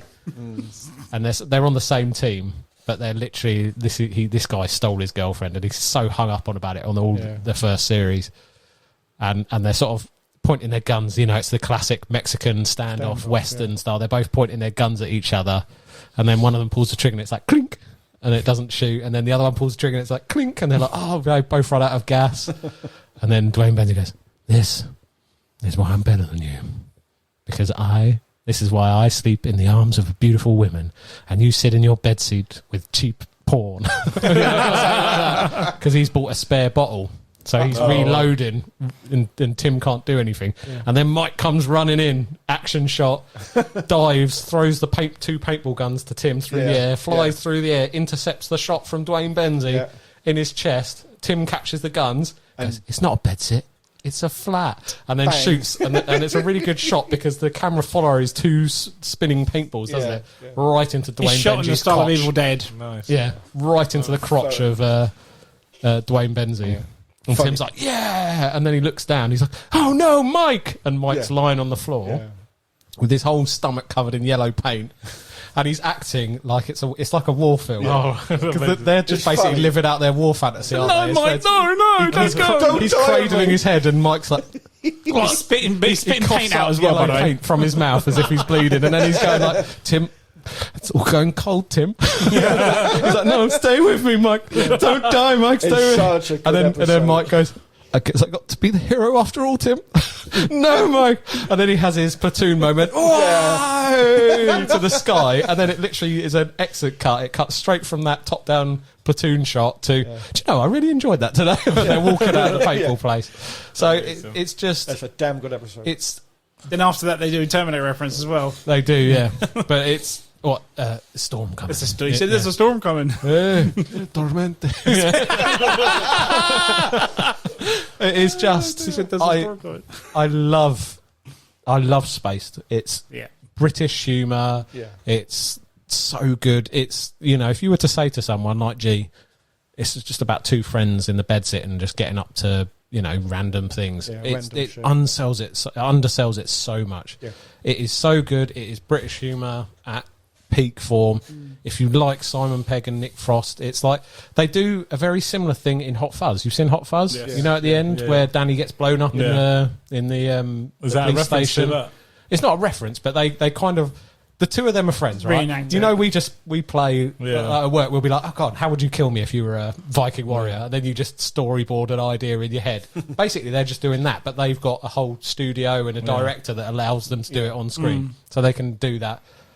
Oh, you get to save me, and I'm going to die in a really heroic explosion kind of way. Right. So they're just having fun as friends. I think you recommended it to me. I have recommended it. I'm surprised you've not watched it since, But it is very good. And anywhere I can watch very good pick, because I was seriously going to put episodes a spaced episode in there, but I thought you'd have it, so I took mine out. Which episode is it? The one after the clubbing one. Oh, yeah. That's my favourite one, with wheels. Yeah. I like Tyres. Tyres, beg your pardon, tyres, yeah. Yeah, he gets sidetracked, doesn't he? All the time. The phone starts ringing. There was so many. Oh, no, he's almost gone disco on us. Yeah. Oh, dear. On to you, G. Yeah, good. His three's Oh, done. yeah, his three's done. Which On is to you, Adam. on to me. I'm going to be a little bit of a cheat on this one, because this show was only 6 episodes, and every episode is essentially my favourite. But I'll just go with the first episode, and it's Chernobyl. Oh yeah.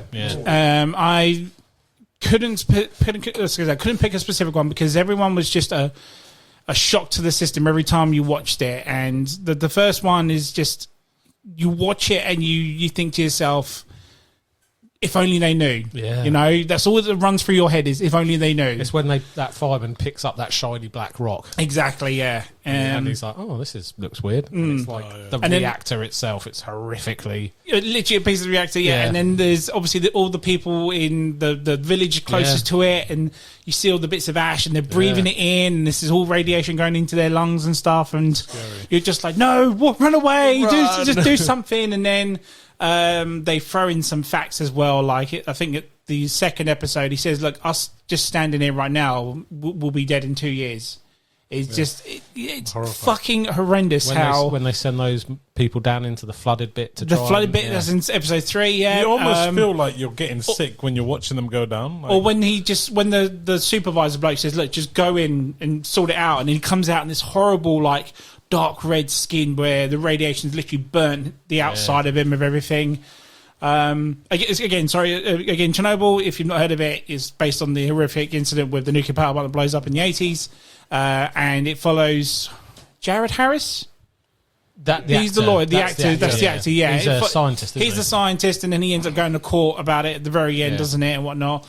I mean, what else can I say about it? It's just... There's drama in it because it's how it was handled by the Soviet Union at the time. Yes, because they didn't want to take fault for it and all that sort of stuff, didn't they? And stupidity from people being like, no, just fly the chopper over the top of that exploded reactor. Yes, exactly. It's like, what? And people's attitude towards it, how, like I said, I think there's a guy who was in Friday Night Dinners. He played the supervisor of the explosion at the time that happened, and how ignorant he was, and he was like that sort of bully person at work, that's what I'm going for. And he got his comeuppance at the final episode when they done him in court and stuff. It just saddens you to think that was their attitude of it 40 years ago, and just and, like I said, you just keep running through your head like, no, don't do it. And it's so scary. Like they've got like all these nuclear powers around us in the country, and you're like, shit, if something goes wrong, we're fucked. Yeah, exactly. Yeah,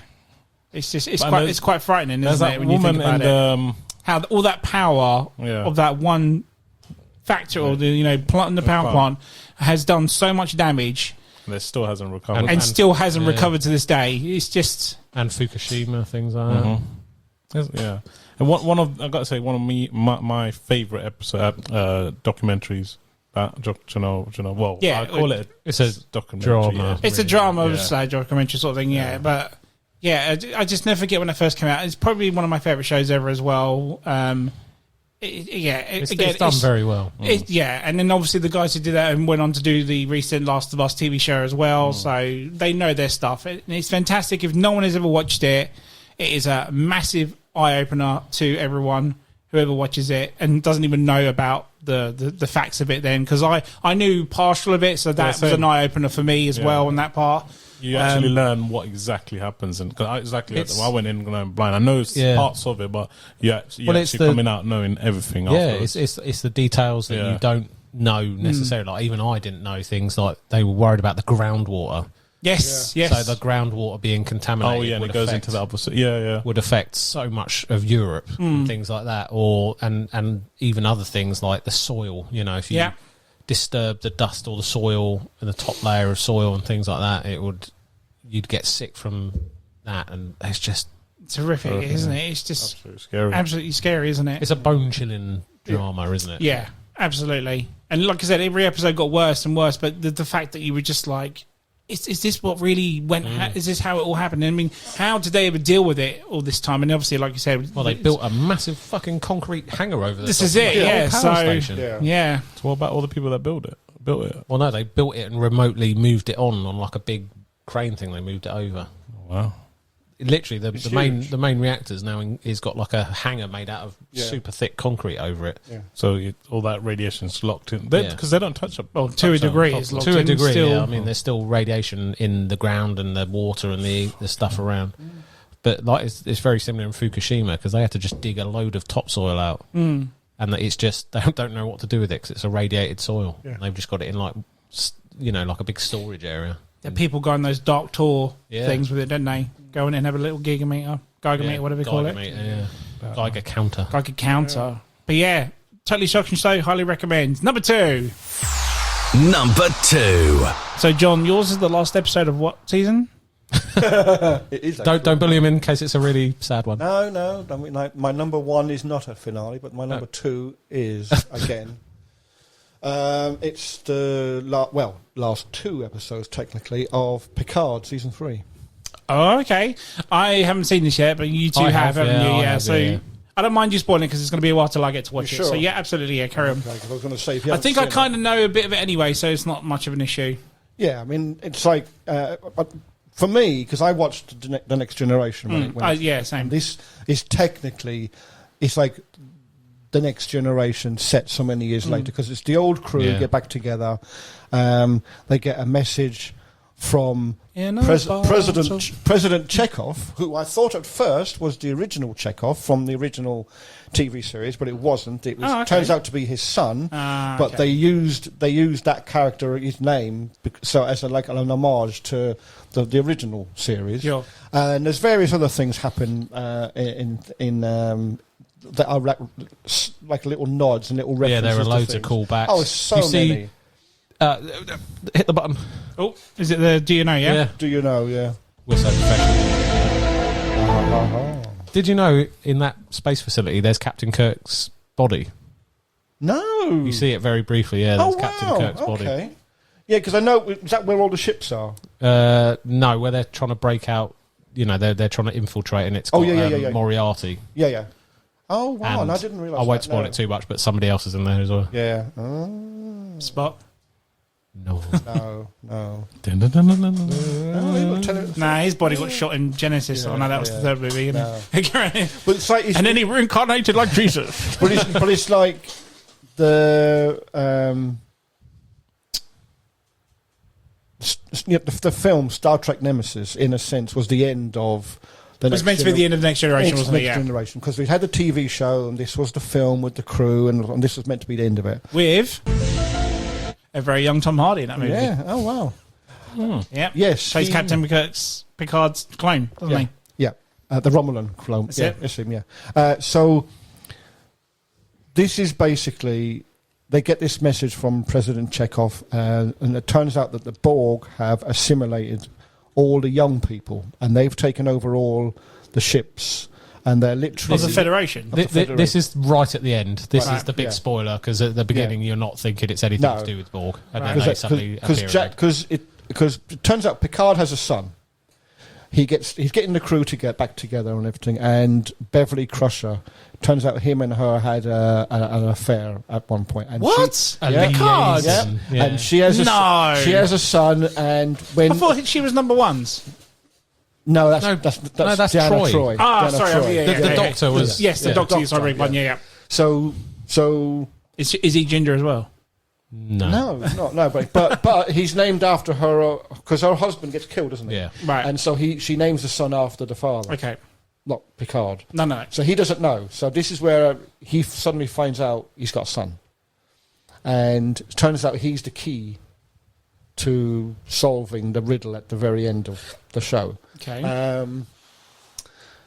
But it's quite interesting because it goes through like he's trying to. It's like, is he my son or isn't he? There's a little bit of that in it, and Geordie is in it, and Worf is in it, and all the original crew basically. They all pop up in various parts and different things. Like Geordie's in charge of like a space museum, isn't it? And all the ships are there. And of course, their old ship, the Enterprise D. He's an admiral now, yeah. And he's like a curator of the museum, and he's in charge of all. And they have the original Enterprise. They have all the starships are all there, all mothballed. And he's been doing up their old ship, the Enterprise D. He's been cannibalising parts from one ship to another to basically... So was the Enterprise E? the D. The one that they D. had... This is a real callback for fans. It's such Okay. a callback. After the first two series of Picard fell a little bit flat, they tried to go back to the roots. and when you Okay. and when you see it, you're like, oh my god, they've still got the ship. And he says, oh, not only that, he said, but it's flyable. You know, what I mean, he said, I've pinched things from one ship or another, and he's based because it's got a place in his heart because he used to fly it, sort of thing. So this is one of those ships he's literally rebuilt, basically. Which comes back because in the end they steal it, and Data's in it, and Data's having an off thing with his like the Borg are trying to, is it in his brother or something, isn't it? Is it Law? Law is, and the other one is sort of brought up in it. Yeah, and so he has this. This is a lot of spoilers for you, Ant. Yeah. So is that it for spoilers? No, there's more spoilers. No, keep going because There's way more. Man. Come on. This is just You're going to get this thoroughly this spoiled. is the tip of the I iceberg. don't care, keep man. going. You sure? Yeah, keep going. Come on. I'm intrigued. Okay, I'm not going to say everything then, but Fuck's sake. Just say everything. Just don't do the after credits scene. Or no, the bit right at the end. I won't. No, Right. okay, yeah, keep that separate. I wanna So know. the Borg are assimilating. The Borg have basically Queen shows up, yeah. The Borg Queen shows up. The whole series leading up to that, there's basically been Nothing these to do with the aliens. Borg. You know, the It's- Dominion. it's a So changeling. you're telling me there's no changelings. hint of the Borg for the whole season? No, it's a Even as changeling. fans, you didn't see that coming. It's a changeling. Yeah. And there was a Star Trek series called DS9, and in that they had changelings, and so in this one now they have a changeling, and she's like a Romulan chasing them. She's got this massive fucking ship. She could destroy them just like that. There's a lot of And turns out trying to figure out who might be a changeling. They because- found a way to avoid, because they're just like goosacks that take on the thing. Yeah, right. But now they've evolved to a point where they can mimic human organs, so you because they can bleed put and they stuff put this like that. thing in the transporter system apparently that could detect them, but they even worked their way around that. And it turns out lots of they assimilate lots of crew members of all the ships in Starfleet, and in the end, the whole of Starfleet goes to Earth to take out the defences. Well, there's an interesting little thing, because you know when there's a whole lore about the transporters, the teleporters, Right. that it basically stores your genetic code and effectively disintegrates you and then recreates reanimates you somewhere at else. the point of thing. Right. So they've been the changelings have been working to some shadowy face. Yeah. That you don't know who it is. No, it's like a floating face thing. You don't see who it is. You don't. And they've been putting people on all the ships, putting changelings on, and then infiltrating their teleporters. Yeah. So that ever since this point in time, anyone who's been transported from one place to another, they've rewritten their DNA. Yeah. And they've put dormant genes in every human under the age of 30 or something. Yeah, they're all which young is a nice little way for them to come round to basically only the old people from the original Star Wars can save the universe, because everyone under 30 is now a bad Borg person. And of course all the new ships have this new technology, and of course, so what can happen? Oh, I know, we've got the old Enterprise which doesn't have that kind of technology, so we'll go to Geordie and we'll get the old Enterprise D. And so when they go there, well, actually no, they wanted a different ship, didn't they? Was it the Titan or something they wanted, wasn't it? So they go to him to get this other ship, and that's when he says, well, we've got the Enterprise D over there. And I'm like, what the? Because it's like their old ship. And so they used that. And, of course, this thing with Data manages to work his mind round, and he manages to defeat his brother, and he becomes himself again. And Picard and Worf and Riker, they find the Borg has a cube. And it's been hiding in the spot in Saturn. Hiding in the spot in Jupiter or Saturn or somewhere like that. Anyway, and they one episode. Sorry, the spot on Jupiter. Yeah. Okay. It's a two. You know the big red spot? It comes out. It's a good shot of it coming out of the the dust. Okay. And they're trying to figure out where's this signal coming from. They work out it's got to be somewhere close to where. They say, well, these cubes are huge. Where the fuck could they hide it? And they work out that obviously they find it's in Jupiter's cloud, and they go there, and they beam, and Worf and Riker and Picard beam on board. And by this point, because the son's been kidnapped by the Borg Queen. He's been activated. He's the key. Is it the same Queen from Yes, First it is. Contact? Allegedly so, yes. Yeah, it's the but same she actress. doesn't look I was about to say same actress, So Picard goes to save him, and you hear the Queen say, "Oh look, I've got Picard's son here." And Locutus himself, and it's like, oh, and it's this spooky voice, and all the rest of the Borg are just all standing there. Well, like, no, they're all sort of dead, aren't they? Yeah, she's on her own. That's why she's trying to redo. Because at first they're trying to figure out why aren't they moving. Then they realise like you say, that they're dead. They've obviously the ship's been attacked before, and they're all dead. She's the only one left alive. She's trying to reanimate. So she's assimilated all the young people. Then. Well, the changelings have made this weird. She joins forces with the basically changelings. The Borg can activate young humans who've been in a transporter. Okay. And she can control them rather than needing to assimilate them traditionally. Through it's like a mind. The power of Picard's son, because he has the same DNA. Now. Well, he had the he's something else. He's like the voice of Borg. He's like a hybrid or something, isn't he? Yeah. So he had Picard's DNA, which was important because his DNA was changed by the Borg when he was Locutus of Borg. Yeah, and so she that's why she wanted the son, and she was using a changeling Romulan, well, changeling could be anybody to try and get to the who says Picard in a very funny way, Picard. Yeah, and so they go on to get her, and of course then when the rest of the crew realise they have to blow up the ship, they can't get the others back because they can't lock onto them. And it's like, how are they going to get them back? And of course you realise, obviously, this is the last episode now. Are they going to kill them off? And Data is like, well, I've got this gut feeling. I can get us in there.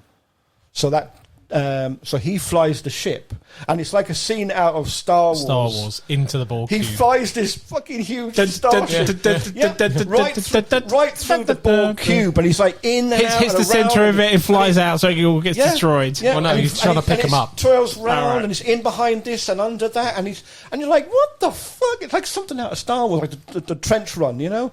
And he's in and out this ship, and then Deanna Troi realises she kind of like locks because they think they're going to die. Worf and Riker and Riker Picard. and Picard and Riker's basically thinking, do you know what? I really love that woman. It's such a shame. The power of love saves them. She's able to read his thoughts, feelings, and so she locks onto him, and she manages to get them off the ship at the last minute. So that saves the crew, you know. there's just epic ending by the sound of it. It is an epic ending. But does it end? Yes. Well, apart from the end thing at the end, they have a really nice little sit down end where they're playing poker together like they used to do on the ship, and they're all sort of in the 10 forward, aren't they? Yeah. In that little bar, and they're all saying, "Oh, what would you do? What would you do?" And blah, and this is it now, and so, and it kind of ends nicely, but very surprised this isn't your number one, considering how big a Star Trek fan you are. There's an end credit or a mid credit. Is it a mid credit or an end credit? Yeah, it's like a scene right at the end. Yeah, and I didn't realise. I will get to watch it. I still need to get through season 2 yet. Yeah, before I do that, I didn't. Well, you could kind of skip 2 in a sense because there's not a lot happens in 3 happened in 2. You need to watch the other 2 series first for this. I've seen season 1. I just haven't seen season 2. You need to watch season 2 to then appreciate the end credit a bit more. Yeah. Okay. Yeah. So don't spoil that. You've done a lot of spoilers. That's fine. Just it's like again. I kind of knew the book was going to be in at some point. I didn't know there was that end credit was there. I just. You might as well tell us now. No. Because you aren't going to know what's going on because you haven't watched any of it. No, I'm not going to say anymore. It means a lot to people. It's who like know Dave Trek. said. It's worth watching. It's only on for maybe like 5 seconds. Yeah, it's not even that. Yeah, it's not even a minute. It's just words are said. You just got to watch it. Nice, but particularly after the second series, it then has. It makes more impact. sense. Yeah. Nice. And I think you've completely covered all of the whole last series. The complicated last series. I just loved it. It was just such a good... We had spoiler ones at the beginning, so fuck considering the first... I mean, I found and the people first have the option season, to fast forward anyway, so... Yeah, but I thought the first season was pretty good. The second season was a bit... it's not too bad. Third season was... I mean, it's all right. Yeah. Third season was amazing. And the ending was just spot on. Nice. They ended it well. Dave, number 2 then, mate. My number 2 is... Your number 2, please. Nobody's going to be surprised by this. Stranger Things. Nice. Season 4, Chapter 9, The Piggyback, which is the last episode. Purely, I'm not going to go into it to too much detail because we've done Stranger Things many times on this. This is the culmination episode of Season 4, which I really liked, Season 4. Vecna is a really good enemy. Vecna's the new Freddy. Yeah, he is. He's just so cool. You've got that Jeopardy in there, and you've got them trying to get together like they always have to try and defeat Vecna. And then you've got some blows in it that come... Spoiler alert, again, fast forward. You've got things like they actually get... what's her face? He gets thingy, doesn't he? 11. No, the ginger girl. Max. Yes. Yeah. He gets Max and cripples her, smashes her legs, her eyes start bleeding and stuff, and you're like, I didn't think they were actually going to do that. Right. Then kill off a main character or whatever. They have Eddie's whole thing. Yeah. Amazing. Still shouldn't have died. No, but he has the most metal ending I've seen in anything. She should have died and he's just dead. Yeah, definitely. If you ask me. But he had the most metal send off. Yeah. Playing Master of Puppets. Yes. Saying that, if he didn't die, in the I upside think down. Oh, so good. And I was so annoyed by that. Nice cliffhanger for season 5 as well. Yeah. Well, that's what I mean. The whole of the fucking upside down rents through in Hawkins, doesn't it? Mm-hmm. Sets it all up. This is the final season now, isn't it? Yeah. The next one. Yeah. Mm-hmm. Yeah. It is just so interesting. Saying it now, such Eddie a good, comes back. Yeah. Nah, he ain't going to come back. They like to kill off their side characters. They'll introduce another character everyone will like and then kill him off or her off at the end of season 5, and all the normal people will survive. Yeah. And somehow, miraculously, Max will come back to life. Because Elle was around to save Max, but she wasn't around to save Eddie, was she? Yeah, ain't that some bullshit? Yeah, I know. Absolute bullshit. There's so many rumours about that like Elle's passed her powers onto Max now and stuff like that because she saved her and all that blah blah. It should have been Eddie. Yeah, should have been Eddie. But then there's all these rumours that Eddie's going to come back. He's going to come back as a bad guy. And not, he's dead. We've been saying that about Barb since season 1. She hasn't come back since. Definitely ain't come back. So if she ain't coming back, Eddie's not coming back. And then fucking guy, because season 4 stands out because of that one character. Yeah. Well, season 4 is really good because Vecna's very good. Of course, yes. The reveal throughout it all with Elle going back and thinking that she killed all of all the kids in the Hawkins' lab. In the lab. I reckon it's one of the most because that's plagued her for a long time. Like, compared to others. And the thing is, seasons. Dave mentioned that that whole segment throughout the season just carries on. It's like, It doesn't this dull. better go somewhere. But it and does. it does. It does. And it does. And I was, because I remember like thinking to myself when those scenes get coming, I felt like, do you know what, I'm going to fast forward this, but because I didn't in the end, obviously, but you know, it just felt like that. It's like, oh fucking hell, can this go somewhere already now? You know, but yeah, it does eventually, and it does pay off really well. Now, It's a very dramatic. Like, I like how it was shot. Obviously, I will like how. You know, I don't really need to say too much about Stranger Things because we've all loved Stranger Things and we've all. But it's not. It's not just. There's other characters. I mean, I like the new the pizza Jonathan's. guy. Yeah, he's new guy. He's pretty cool. What's his name? The long hair. Arkle or something. Can't remember. Not Arkle. Arkwright, something like that. Yeah, something. I don't remember. Anyway, you can get that T-shirt. Did you know that? His Surfer Boy T-shirt. And I didn't know that. You can get that. Oh, there you go. There's Christmas present for Anton. There we go. But anyway, it's Secret Santa, anyone? yeah, it's so good. I felt like all the threads were really good in that. I liked that we had, the professor come back. Yeah. You know, Daddy for Yeah, L. Papa. Papa, for L. Yeah, I didn't see that happening. I liked that because that's plagued her for a long time, obviously, and it's thinking also she had done that. It's also a convoluted character because on the one hand she hates him for taking, what he's done, but he's kind of like dad to her, isn't he, Papa? Yeah. So, yeah. and the last episode did feel like the piggyback. You know, it felt like the culmination to all of those different threads that had been so well sewn, wound throughout the rest of the series. I binge watched that, I couldn't wait to watch the next episode, and then when I got to that one, I was like, I don't want to watch it because then it's over for another year or so. But I was like, that's the issue when you binge or marathon it, isn't it? Fuck. Remember we did that with season 2. Yeah. Watched it all in one day, and they were like, "Fuck, we're not going to wait for 3 years now." That was mad. So had to have a Strange Things on there, and I picked that episode just because I really liked. It was a good episode, Jay. If not, probably one of the episodes in season 1 would have been a close second. Oh, I did like season 4. I thought it was quite good. So yeah, that's Stranger Things. Wow. Nice. Big Gal number 2. So it's an anime. No. Oh, it's actually a It's comedy. not number 1's anime. Here we go. I've actually got a comedy. Is it comedy? Okay. Wow. My number 2 is IT Crowd. That's That was one of gonna my be one of honourable my- yeah, mentions. mine too. I just couldn't pick an episode. I liked them all. I can't remember what episode, but the name of the episode is Workouting. I knew you put that in there. Yeah. Season 4, that is. Yeah. It's one of my favourite episodes. It's basically Philip from the 6th floor comes down. He's taking Jen on a date. He's taking her to like a gay theatre. Yeah. It's actually in Wimbledon. Wimbledon Theatre. They keep A saying play you know, called Gay. yeah, you know he's gay, don't you? That's She goes, quite "No, he's gay." not."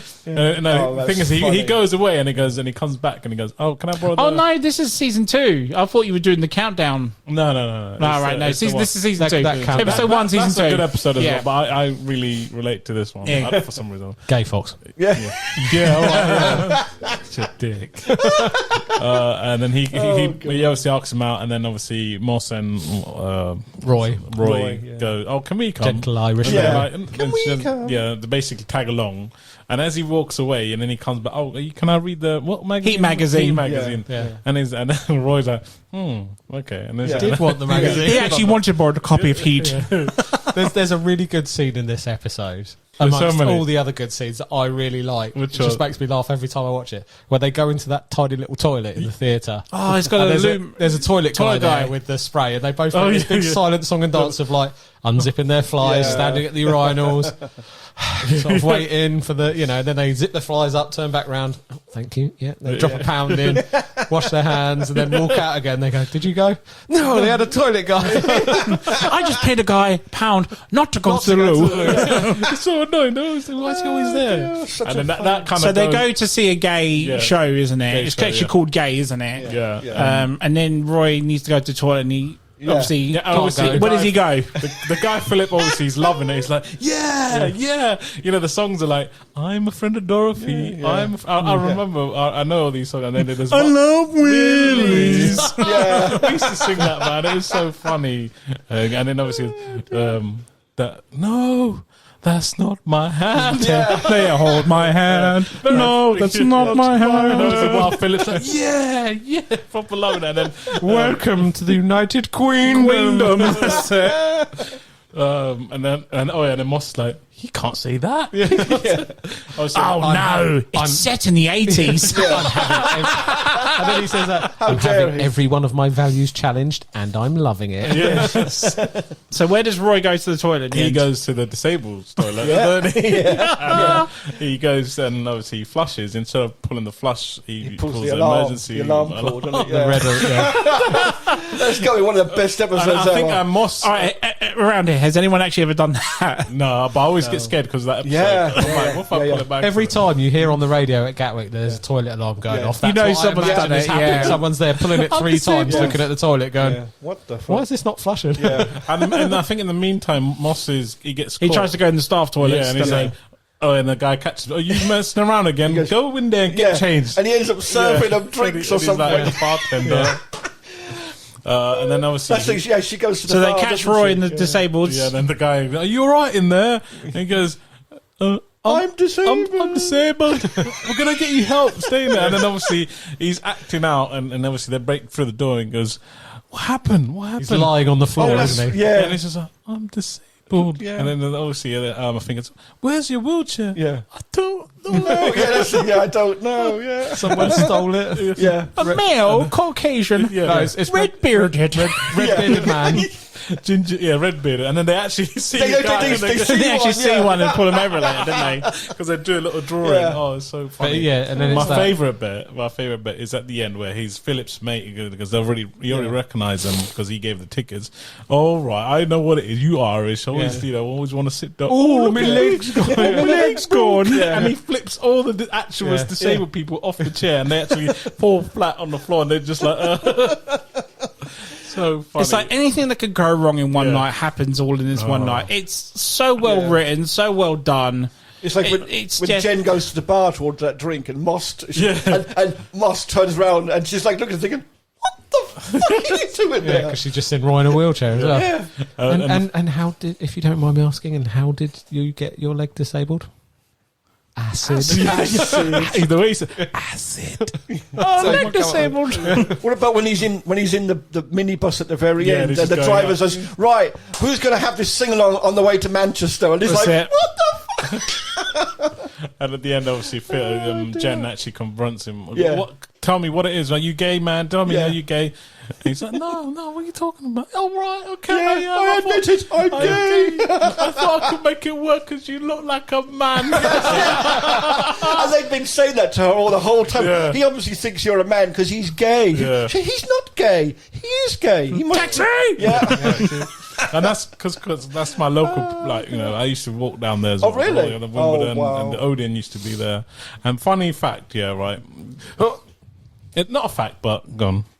Are you going to take like on and give I'll you take- one? I'll take- You know. So, when my cousin lived here, he watched that episode, right? And I think I've told you this. And he's seen that episode, and not Moss's character, Roy's character. yeah. He used to work at Tesco's at the time, my cousin. And he came through. I think you've told me. I've told us Yeah. this Chris before. O'Dowd. You have, yeah. And then Chris Dowd my cousin doesn't know his name, and he's in the till waiting for it to be served, or he served him, and he goes, "I'm disabled." Yeah. Doesn't say anything else, and he's like, "Oh yeah, you've seen that, yeah?" And he served him, and he goes, "I'm like, what if it was someone else?" You He know, couldn't think of his it's name, like, could he? what the Bless him, fuck? yeah. But I yeah, look disabled. But that disabled. is. one of my favorite episodes. Yeah. There's so many though. Good There's- shout, yeah. There's so many. I honestly thought you were going to go for the countdown one. Countdown Because one is you good. quote that one all the time as Yeah. well. It just... But this is my favorite one. -1. Yeah. Good shout, yeah. A I'm fantastic going episode. to drink my milk. The way he stands, I'm going to drink my milk. And there's another one where Mettenbaum. the guy, the guys take the pick out of mick out of Moss's hair in the park and stuff. Oh, yeah. That's a good Yeah, episode. yeah. It's too real, Roy. It's too real. Yeah. Oh, Oh, man. them glasses are shit, innit? Yeah. The amount of times you can quote IT crowd at work, Yeah. and so many people yeah. don't do it. We have done. Well, when I used The to amount of work times you go, have you yeah. tried turning it off and on Yeah. again? Yeah. Oh, fucking hell. Yeah, that's my number 2. Nice, good Oh, shout. it's a good one. Yeah. Damn That was good an one, honourable mention. Good shout. Yeah, it was going to be mine It's- as well. You're one of my Honourable mention honourable for me as well. mentions as well. Right. Funny enough, all four of us have had that Funny one. enough, my number 2 is Stranger Things. Hey. Season 4, Episode 4. Oh. Dear Billy. Oh, okay, yeah. Now, I picked this because so much happens in this episode. And I'll explain. Obviously, we're going on. You'll recognise it. So first off, we've got the send off for Billy, an actual send off because he died in season 3.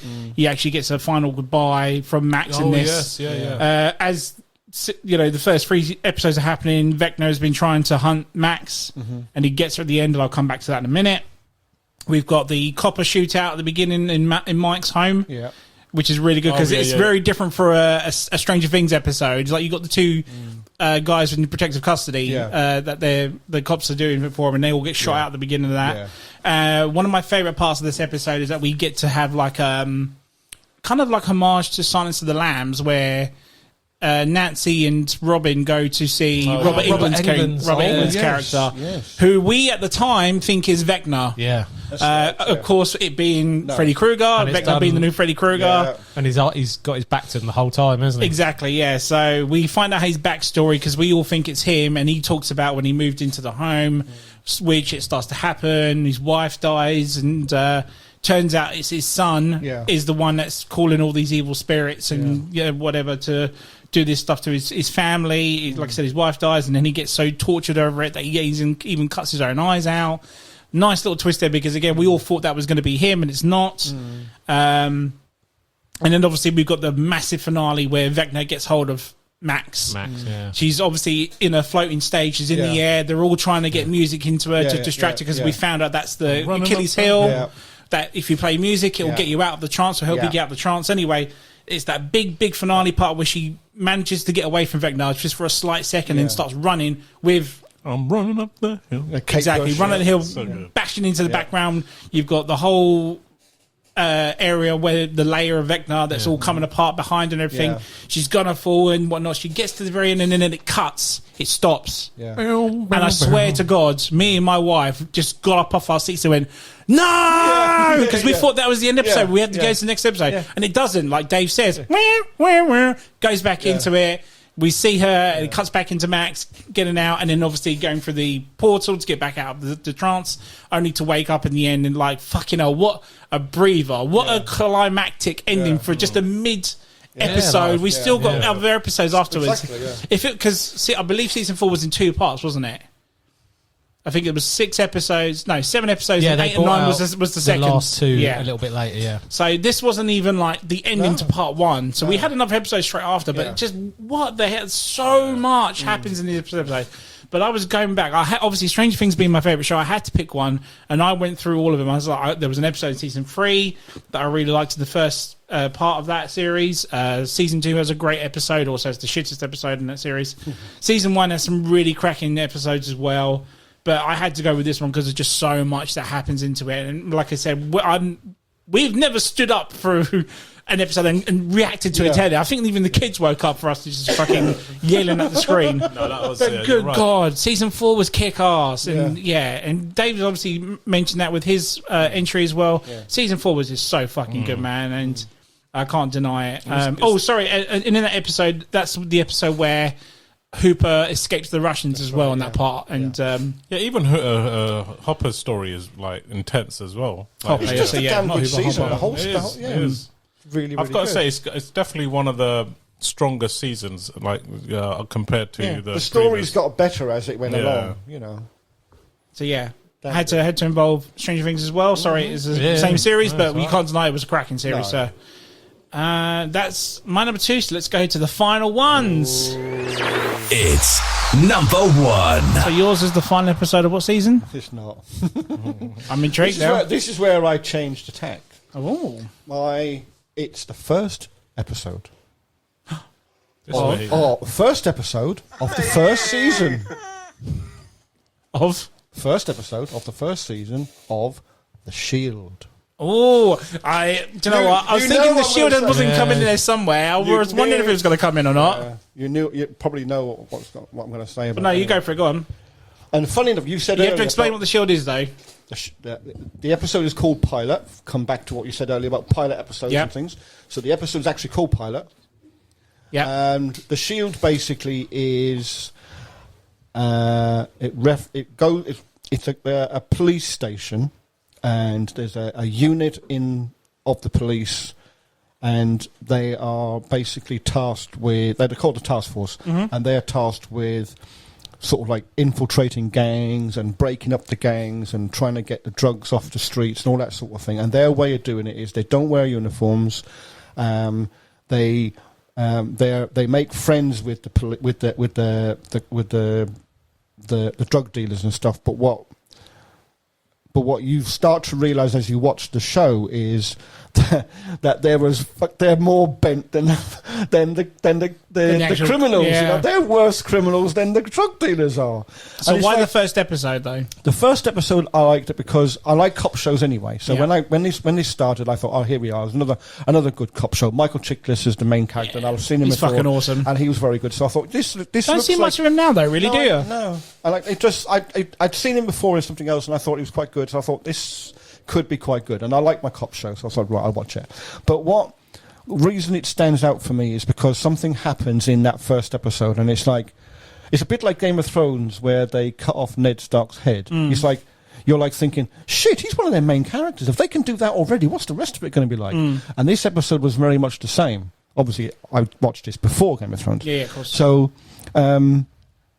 they basically they've been in existence when the episode starts, so they weren't just formed; they've already been there. And their captain doesn't trust them, and he thinks they're up to something. So he gets a guy, and he basically works this guy who is part of the unit. He becomes this new guy on the unit, and his job is to basically feed info back because this guy's trying to find the dirt on them because he wants to get rid of them. So what you don't realise during the episode is that they know this. They've figured this out. And so he goes on raids with them and stuff, and nothing, they do what they do and stuff, and you think, oh, Jesus, they're pretty fucking nasty people, But never once do you think they know what he's doing. And so they get wind of this drug dealer, and they and this guy, and they find out he's back in town. So this new guy says they're at a barbecue at a friend's house, and they're all the whole team are there, and they're all chatting away, and their wives and kids are all around. And he goes up to Vic, Michael Chiklis' character, and he basically says, "Can I come on a raid with you? We're going to go and see this guy later." So he goes, "Yeah, sure, we'll go." So you see, next thing you know, you see them all outside this guy's house, and Vic turns around to them and he says, "Can you hear someone in distress in there?" And they're going, "Yeah, I sure can." And he goes to the door and he goes, "Police," really, really low, and he kicks in his door and he goes in, doesn't he? I don't know if you remember. And he goes in, and of course there's these hookers there and everything, and everyone's trying to flush all the cocaine down the toilet and stuff. And the guy that they're trying to get, he's in the bathroom and he's flushing all his cocaine down the toilet. And the new guy goes one way, and they go this other way, and they follow him to the toilet, and he draws a gun and he starts shooting them. So they shoot because there's three of them. So the new guy's one way, and Vic and this other guy and they start shooting at him. They kill him. So quick as anything, Vic picks up the dead guy. He picks up his gun and he turns, and the new guy is walking out of the room toward them. He's going, "Hey Vic," and the Vic just goes bang, bang, and puts a bullet in his fucking head and drops him on the floor. And you think, he's one of their crew. That episode just literally sums up the whole. It's basically, if you watch Training Day, it's Denzel Washington and Ethan Hawke. Yeah. It's like if he shot Ethan Hawke at the end. Yeah. Oh, okay. You don't see it coming. You see him talking to the captain, the new guy, and so oh, sure, he's up to something. But never once does it let on that Vic and the guys know. And so when Vic and the other guys shoot the drug dealer dead, it's literally in seconds. He's got the guy's gun up, bang, shoots this new guy and drops him on the floor. It's like he had it planned as well, but never, And you just signifies that's what's going to happen. And he's lying there dying, and he's looking up, and all you see, because it cuts with Vic stands over him, looking at him with this smile on his face, and you're like, fucking, he knew. How did he know? And that's when you realise, shit. And so I've got the whole thing as a I box love set, Shield. and the Shield is awesome. it's got to be one of the best TV shows ever put on TV.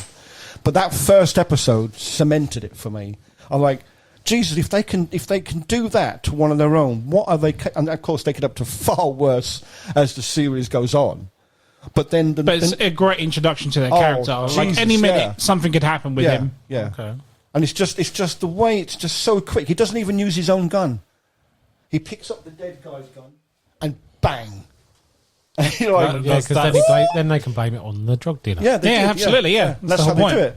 And then, of course, they and that's also another thing, because he knew he could get away with it. Yeah. That's how, Oh, yeah. And the captain, when, of course, then the other guy gets on the radio and he's going, 911, 911, officer down, all this sort of thing, you know, and all, of course, the police turn up and they're all trying, and what they're basically saying is that they've confronted a guy and he's turned around, he's shot at them, they've shot back, and then they've realised that he's shot their colleague, and that's how it goes. And the captain's like, you bastards, he just knows, but he can't prove it.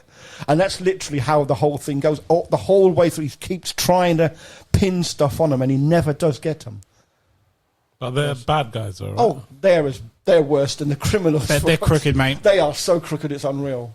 And that's why I kind of like it. But think of it, because there are moments when they are like cops and they do their job. Yeah. But then there's parts where like, well, it's say like one of the criminals, says, I fucked your mother or whatnot. Yeah. There's no going back on him, mate. No. A normal cop would just arrest him and whatever. Nah, they'll just fucking shoot him and do whatever to him. It's like one guy, they stop him in the street, and Vic knows he's got drugs on him. So they strip search him in front of everybody, right in the street, in front of everybody, strips him right down, pulls his pants down and everything, and he's got this bag of cocaine taped to his bollocks. And he literally grabs it and he rips it off, and you can almost hear the hair coming away with it. You're like, what the fuck? Brilliant. And so it's like these people, these gangsters have it in for them, and they have it in for the gangsters, and it's like it's like two gangs fighting against each other, but one's like a police task force, and it's just. Awesome. Sounds good. It's and of course the captain, like I say, is trying to pin stuff on them, and he just never can. They're too clever. Vic's always a step or two ahead of him, isn't he? And it makes you think, shit, what's he going to get away with this? So every time. But the thing is, the show's not just about this. Is that every episode there's like a crime to be solved. There's actual story every episode, and this is just put on the side now. It just comes up every so often, so that when it does happen again, very much like Game of Thrones, when you get that shocking red wedding or Ned Stark's head getting cut off, it just happens, and you're like, oh fuck, forgot about this happening and whatnot. Do you remember the episode where they chucked the grenade in the car? Yes, season 5. Remember that? Yeah. Again, another one of the crew, I think, wasn't it? It was. Yeah. He's in Spoilers! the car. Yeah, spoilers! He's in the car waiting for them, and they walk off or whatever, and then one of them walks over and just drops a hand grenade in the car door and walks off, with the fucking car blows up and kills him.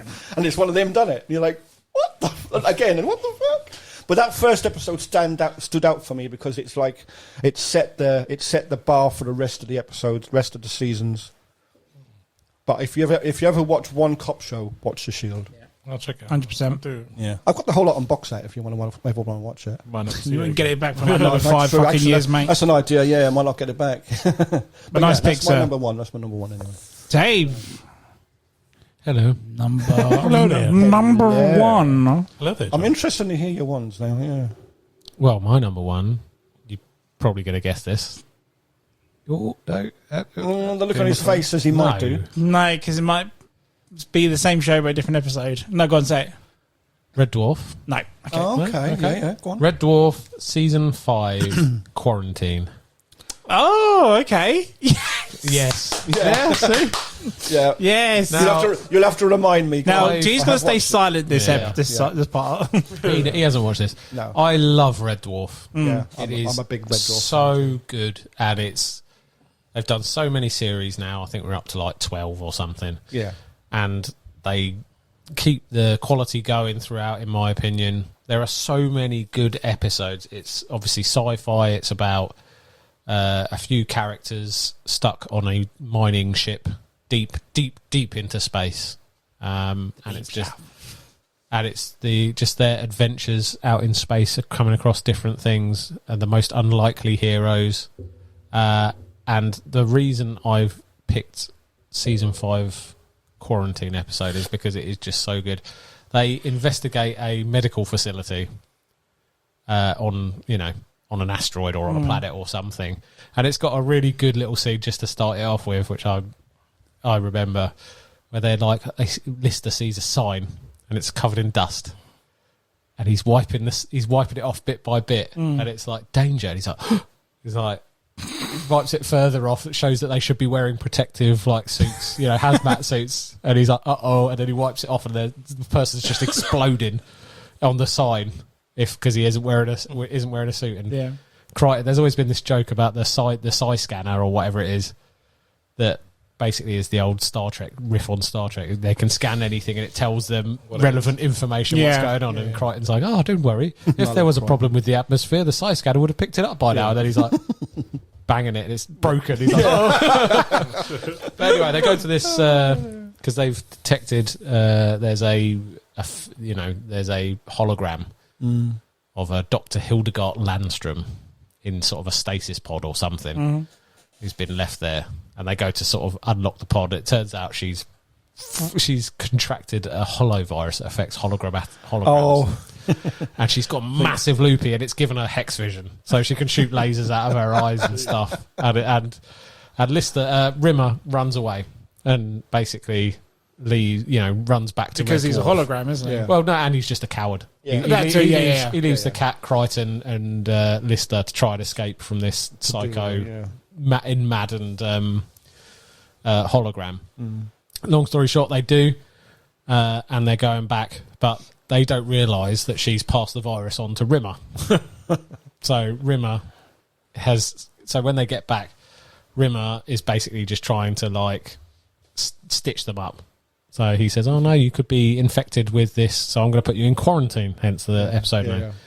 And he quotes all the regs at him. He's like, well, there's only one of you who's registered, crew, so I'm going to put you in, all three of you in one room, you're only going to have one bed and all this. And he's just trying to mess with them.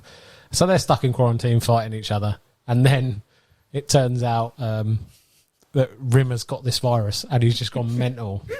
And he's been listening to him behind a dark screen, arguing, and they're... I fucking love this bit. And then the screen kicks on and Rimmer is in a gingham dress with pigtails.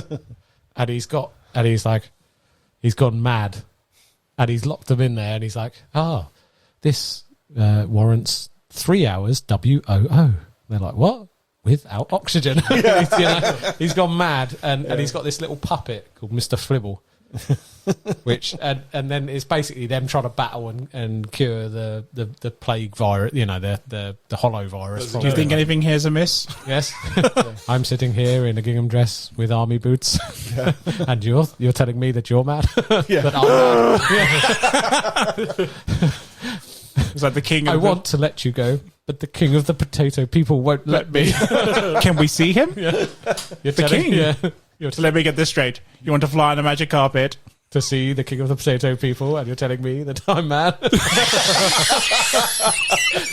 he's got this little penguin puppet that he's using to try. And you say you're completely safe? And the penguin puppet is Mr. Flibble is talking to him, and he's like, "Oh, we couldn't do that. Who'd clean up all the mess?"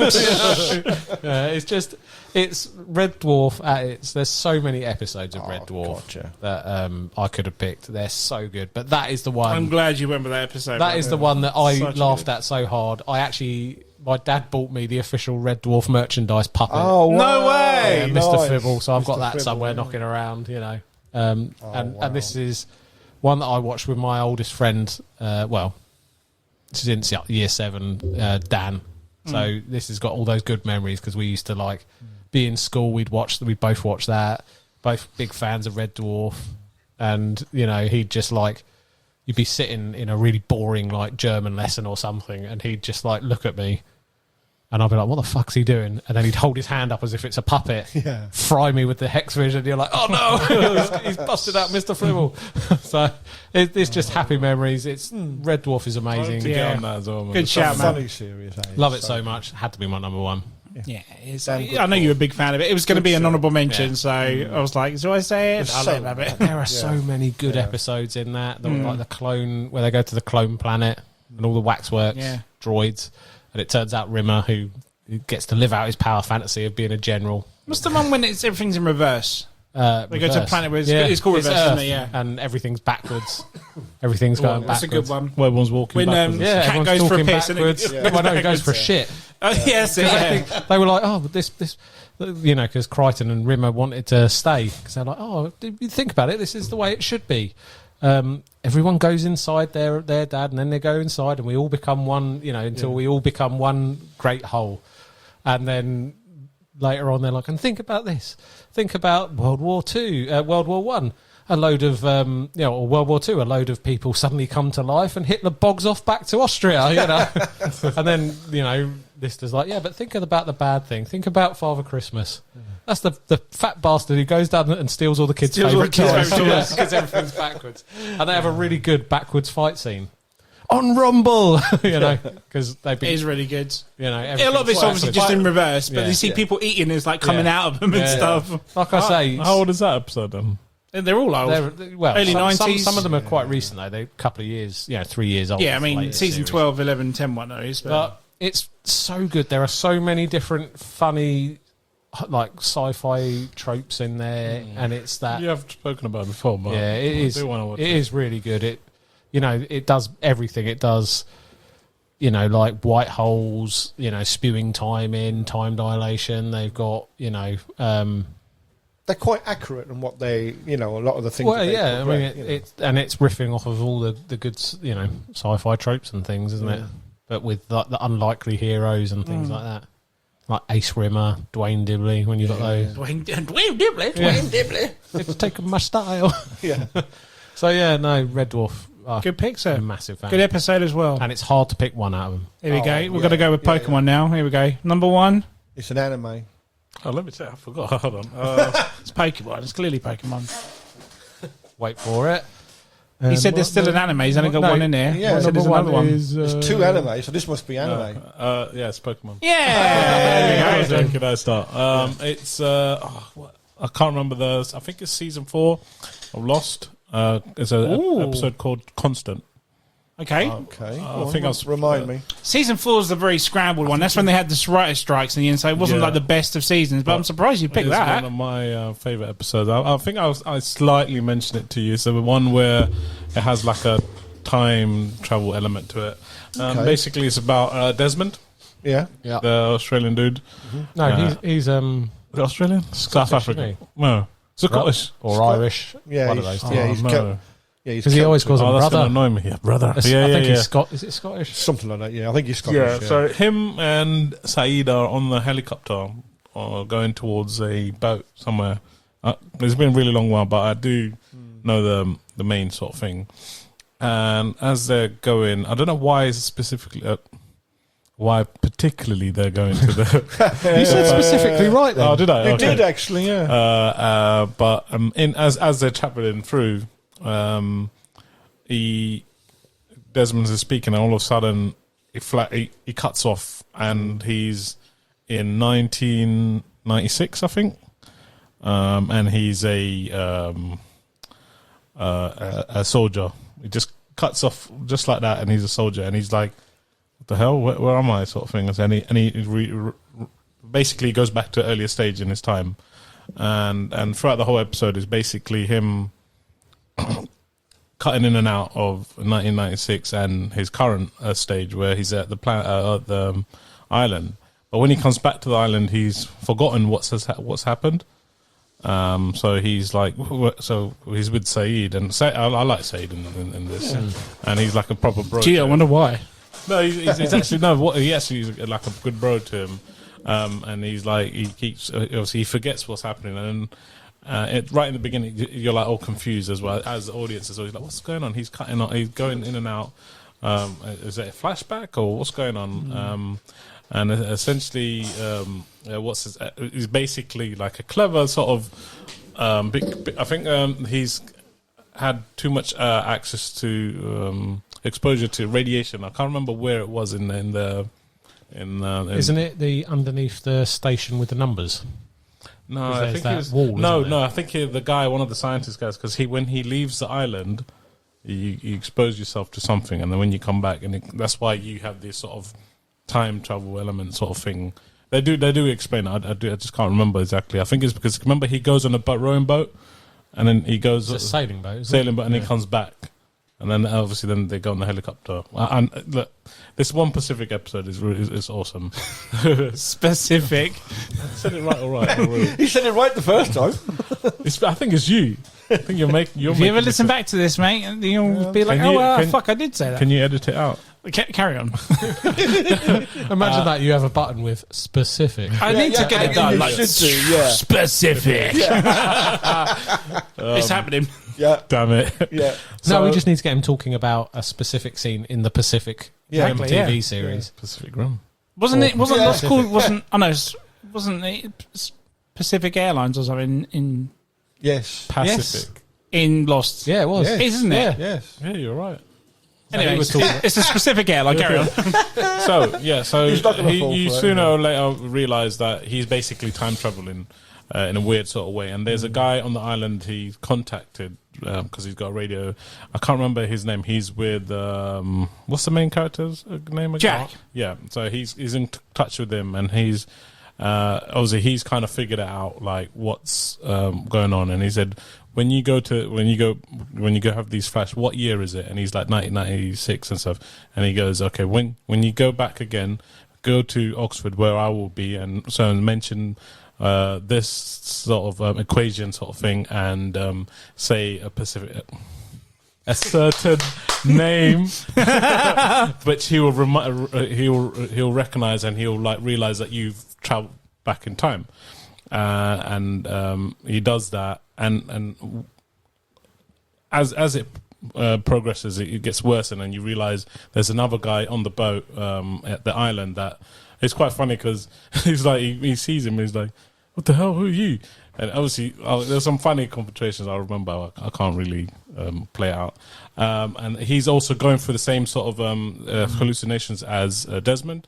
And essentially, what's happened is that he if you do it too many times, you bleed out and you die. Your nose starts bleeding, and the scientist figures out that you need a constant in both realities when you're time traveling, where your future or past. So his constant is his girlfriend Penny.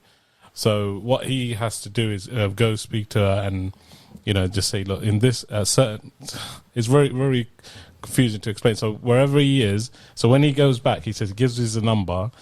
I will call you in 8 years' time. Obviously they're going through a breakup period, and when I call you, answer it. If you answer it, it's really important. But obviously, she's like, "No, go away." I don't want to go for a breakup, and it's quite emotional because and it's for him it's taken a long while because obviously for her it's taken 8 years, but for us and him it's like quick back and forth. Yeah. Sort of thing, So he calls and you're like, "Oh my god, I can't believe you answered." He's essentially saving his life. And I me, I'm a massive sort of Time travel and I thought this was like, I don't think, especially with Desmond, he's one of my favorite characters in that show as well. It's such a because he kind of like after season 2, he kind of just disappeared. But that's the thing, because season 2, he's the mystery man, if you will. He's the guy in the bunker. And then he just goes bunker. away. That's it. And so that happens, and I thought that was so brilliant. And I think I spoke to you about it previously, and I couldn't remember the ins and out, but So it's been season 4 is probably the one I don't remember the most. Season 4 and 5 I don't remember that much very well. I need to rewatch I just this. remember that episode, and I'm like, oh my god, he's going back in time. Oh, he needs to do this. Oh, this is so good. And the climax to that episode is where the geeky guy in Oxford or whatever, right at the end of the episode, so the constant is what kept his Penny. Is his constant. So if he managed to speak to him both times, so he will be safe. He won't die like the other guy on the boat. And he reveals. He looks at the back of his books because he got all these notes, and he's like, if anything goes wrong, your constant is Desmond.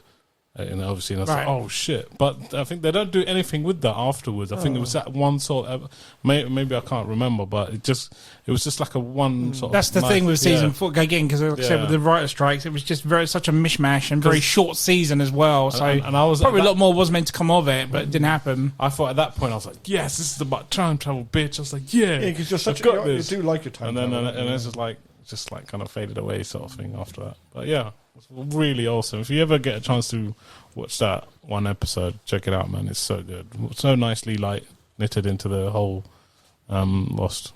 Nice. Definitely one of my favourite. Good. And it's got time travel.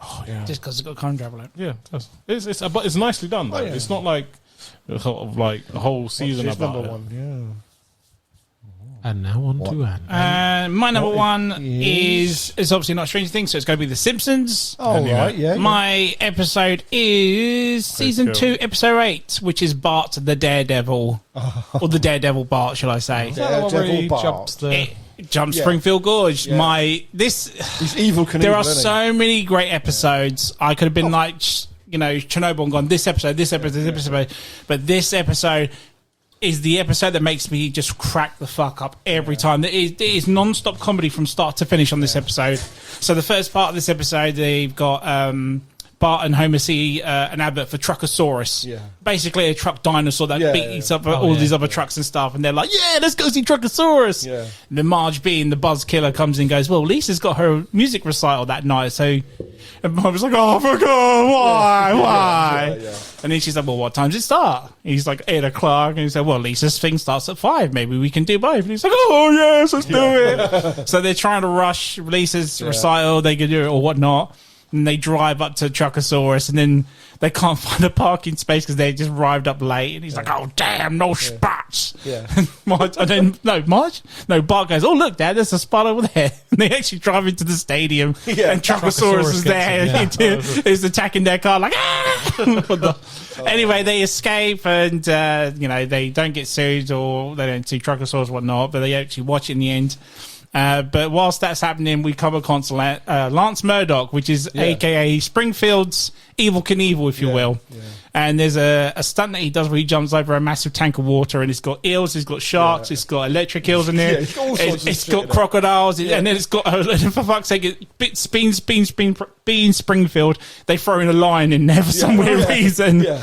And then Lance goes up to him and he goes, oh, let's just test it. And let's give him a drop of human blood. And the whole thing goes mental. The water like ripples and goes mental and whatnot. Anyway, long story short, he jumps over it. And then all of a sudden he accidentally falls into it. Yeah. Oh, shit. Lance Murdoch he gets out. And then all of a sudden the lion comes out, pulls him back inside. It's so brilliant, man. And he gets out. And then he obviously goes into the medical bed and he puts his thumb out. He's got one thumb. He's okay, folks. He's okay. Yeah. And then Bart goes to see him in hospital and he's all bandaged up. And I'm sorry, Dave, whilst you was in hospital, we was actually talking about this, saying you was Lance Murdoch, saying this was you. When he puts his thumb up, he goes, snap. And he was like, oh, yeah, I should have, but this is kind of Dave at the moment. Not far off, to be fair. We were close. But all in good, it wasn't like taking a piss or anything, but it was just, what else was it? Oh, when he signs the autograph to Bart, but it's all in with his mouth because he can't move his arms. Like, cool, Bart, thank you, Bart. And it's just a squiggly line. But Bart gets so into what Lance Murdoch is as a daredevil, and he's like, I'm going to start doing this now. I'm going to start jumping things over with my skateboard and whatnot. He has an accident and says to the doctor, I'll never do it again. But Bart being Bart, he always does. And then he's like, oh, I've done all these stunts now. What do I do to do the next thing? Well, it turns out to be there's a hill that has a massive gap between another hill, and it's called Springfield Gorge. It's like the biggest hill in Springfield, and it's it's a doable thing, but it's very, very hard to. He's trying to big himself up. Yes, exactly. Yeah. So Homer finds out about it and I remember this episode. goes and stops Bart. And stops Bart from basically killing himself, and he's just like, "Oh, I'm so glad you didn't do it, son." And you know what? I was going to do it. And then, as he's explaining himself, he's obviously on the skateboard, and he goes backwards on it, and he goes over. And no, he. This is the best part. He flies over it, and he's like, "Oh, I'm going to make it. This is the greatest life of my life. I'm king of the world." And he goes, "Ah!" And you're like, "Don't die!" Tumbles the whole way down. He hits everything on the way down, doesn't he? And this is the best part. This is what kills me every time. The helicopter picks him up on the stretcher, and as they're pulling him up, his head's hitting the everything. And this is the best bit. They get him in the ambulance, and the ambulance drives 1 centimetre, crashes into a tree. His stretcher falls out the bank, goes down Springfield Gorge again. He's like,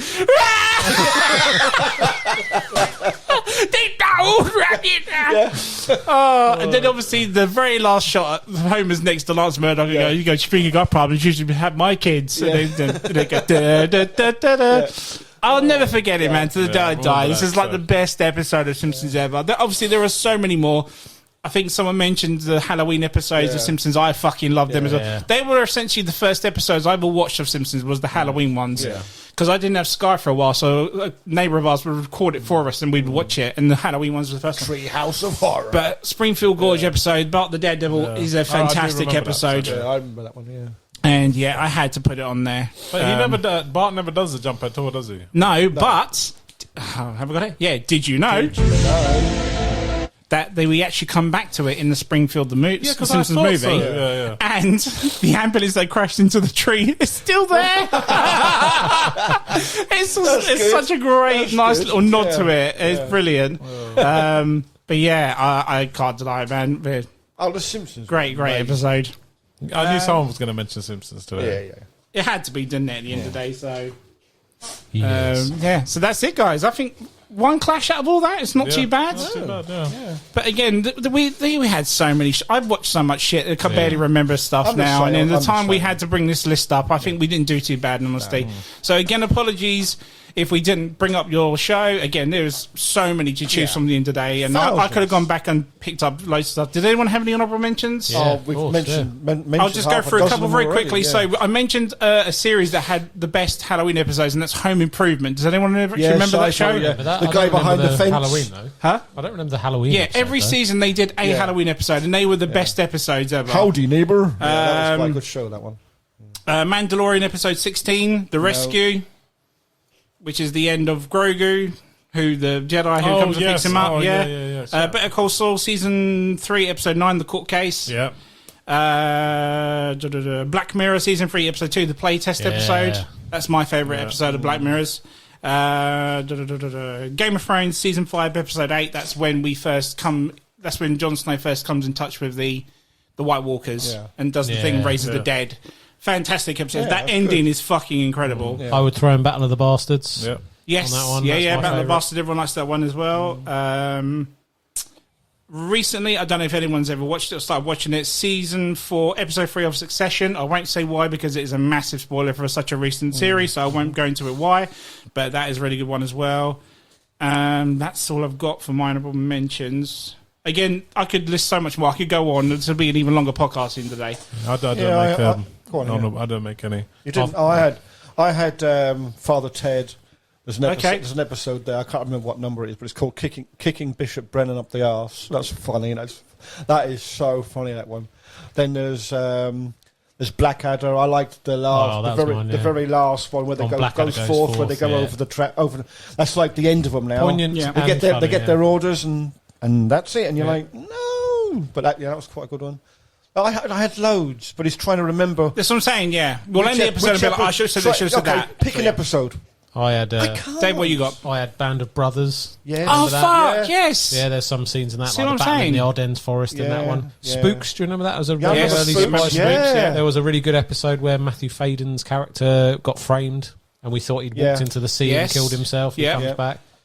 Blackadder again. Yeah. Squid Game. Yes. Yeah, the- Squid Games, the- yeah. Which one? The The one where they I like the One whole with the lot. squid. Yeah. no the one where they're doing that little game in where he kills the Indian guy. Oh, what in the village? Yeah, in the little village. Yeah. Yes. Oh, they, what- they gotta What do game some was it, sort though? of They got a- marble game. Yes, or That's something. it, the marbles. Yeah. That's it. Yeah. That's a good one. Hannibal. Yes. Yeah. The episode, the start of season 2, where you have that fight scene between Jack and the copper and Hannibal. Yeah. That's a really That kick-ass is a good fight one, scene. yeah. Sets up the rest of the series. And there was lots of others, but again, Is there one where So many. Lawrence Fishburne's character fights him as well? That's what I'm saying. That's Jack, yeah.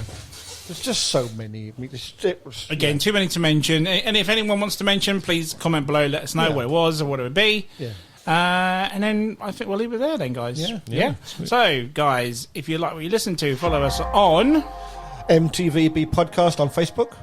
Or on Instagram at M.T.V.B. podcast. Or on TikTok at MTV Podcast 197. Guys, thank you very much for being on this episode. I quite enjoyed that. We Yeah, it did was pretty a good good on that one. one. It was a good Yeah, one. good Yeah. list there, guys. So I'll be myself, Ant-Man, followed by... JK47. Dave.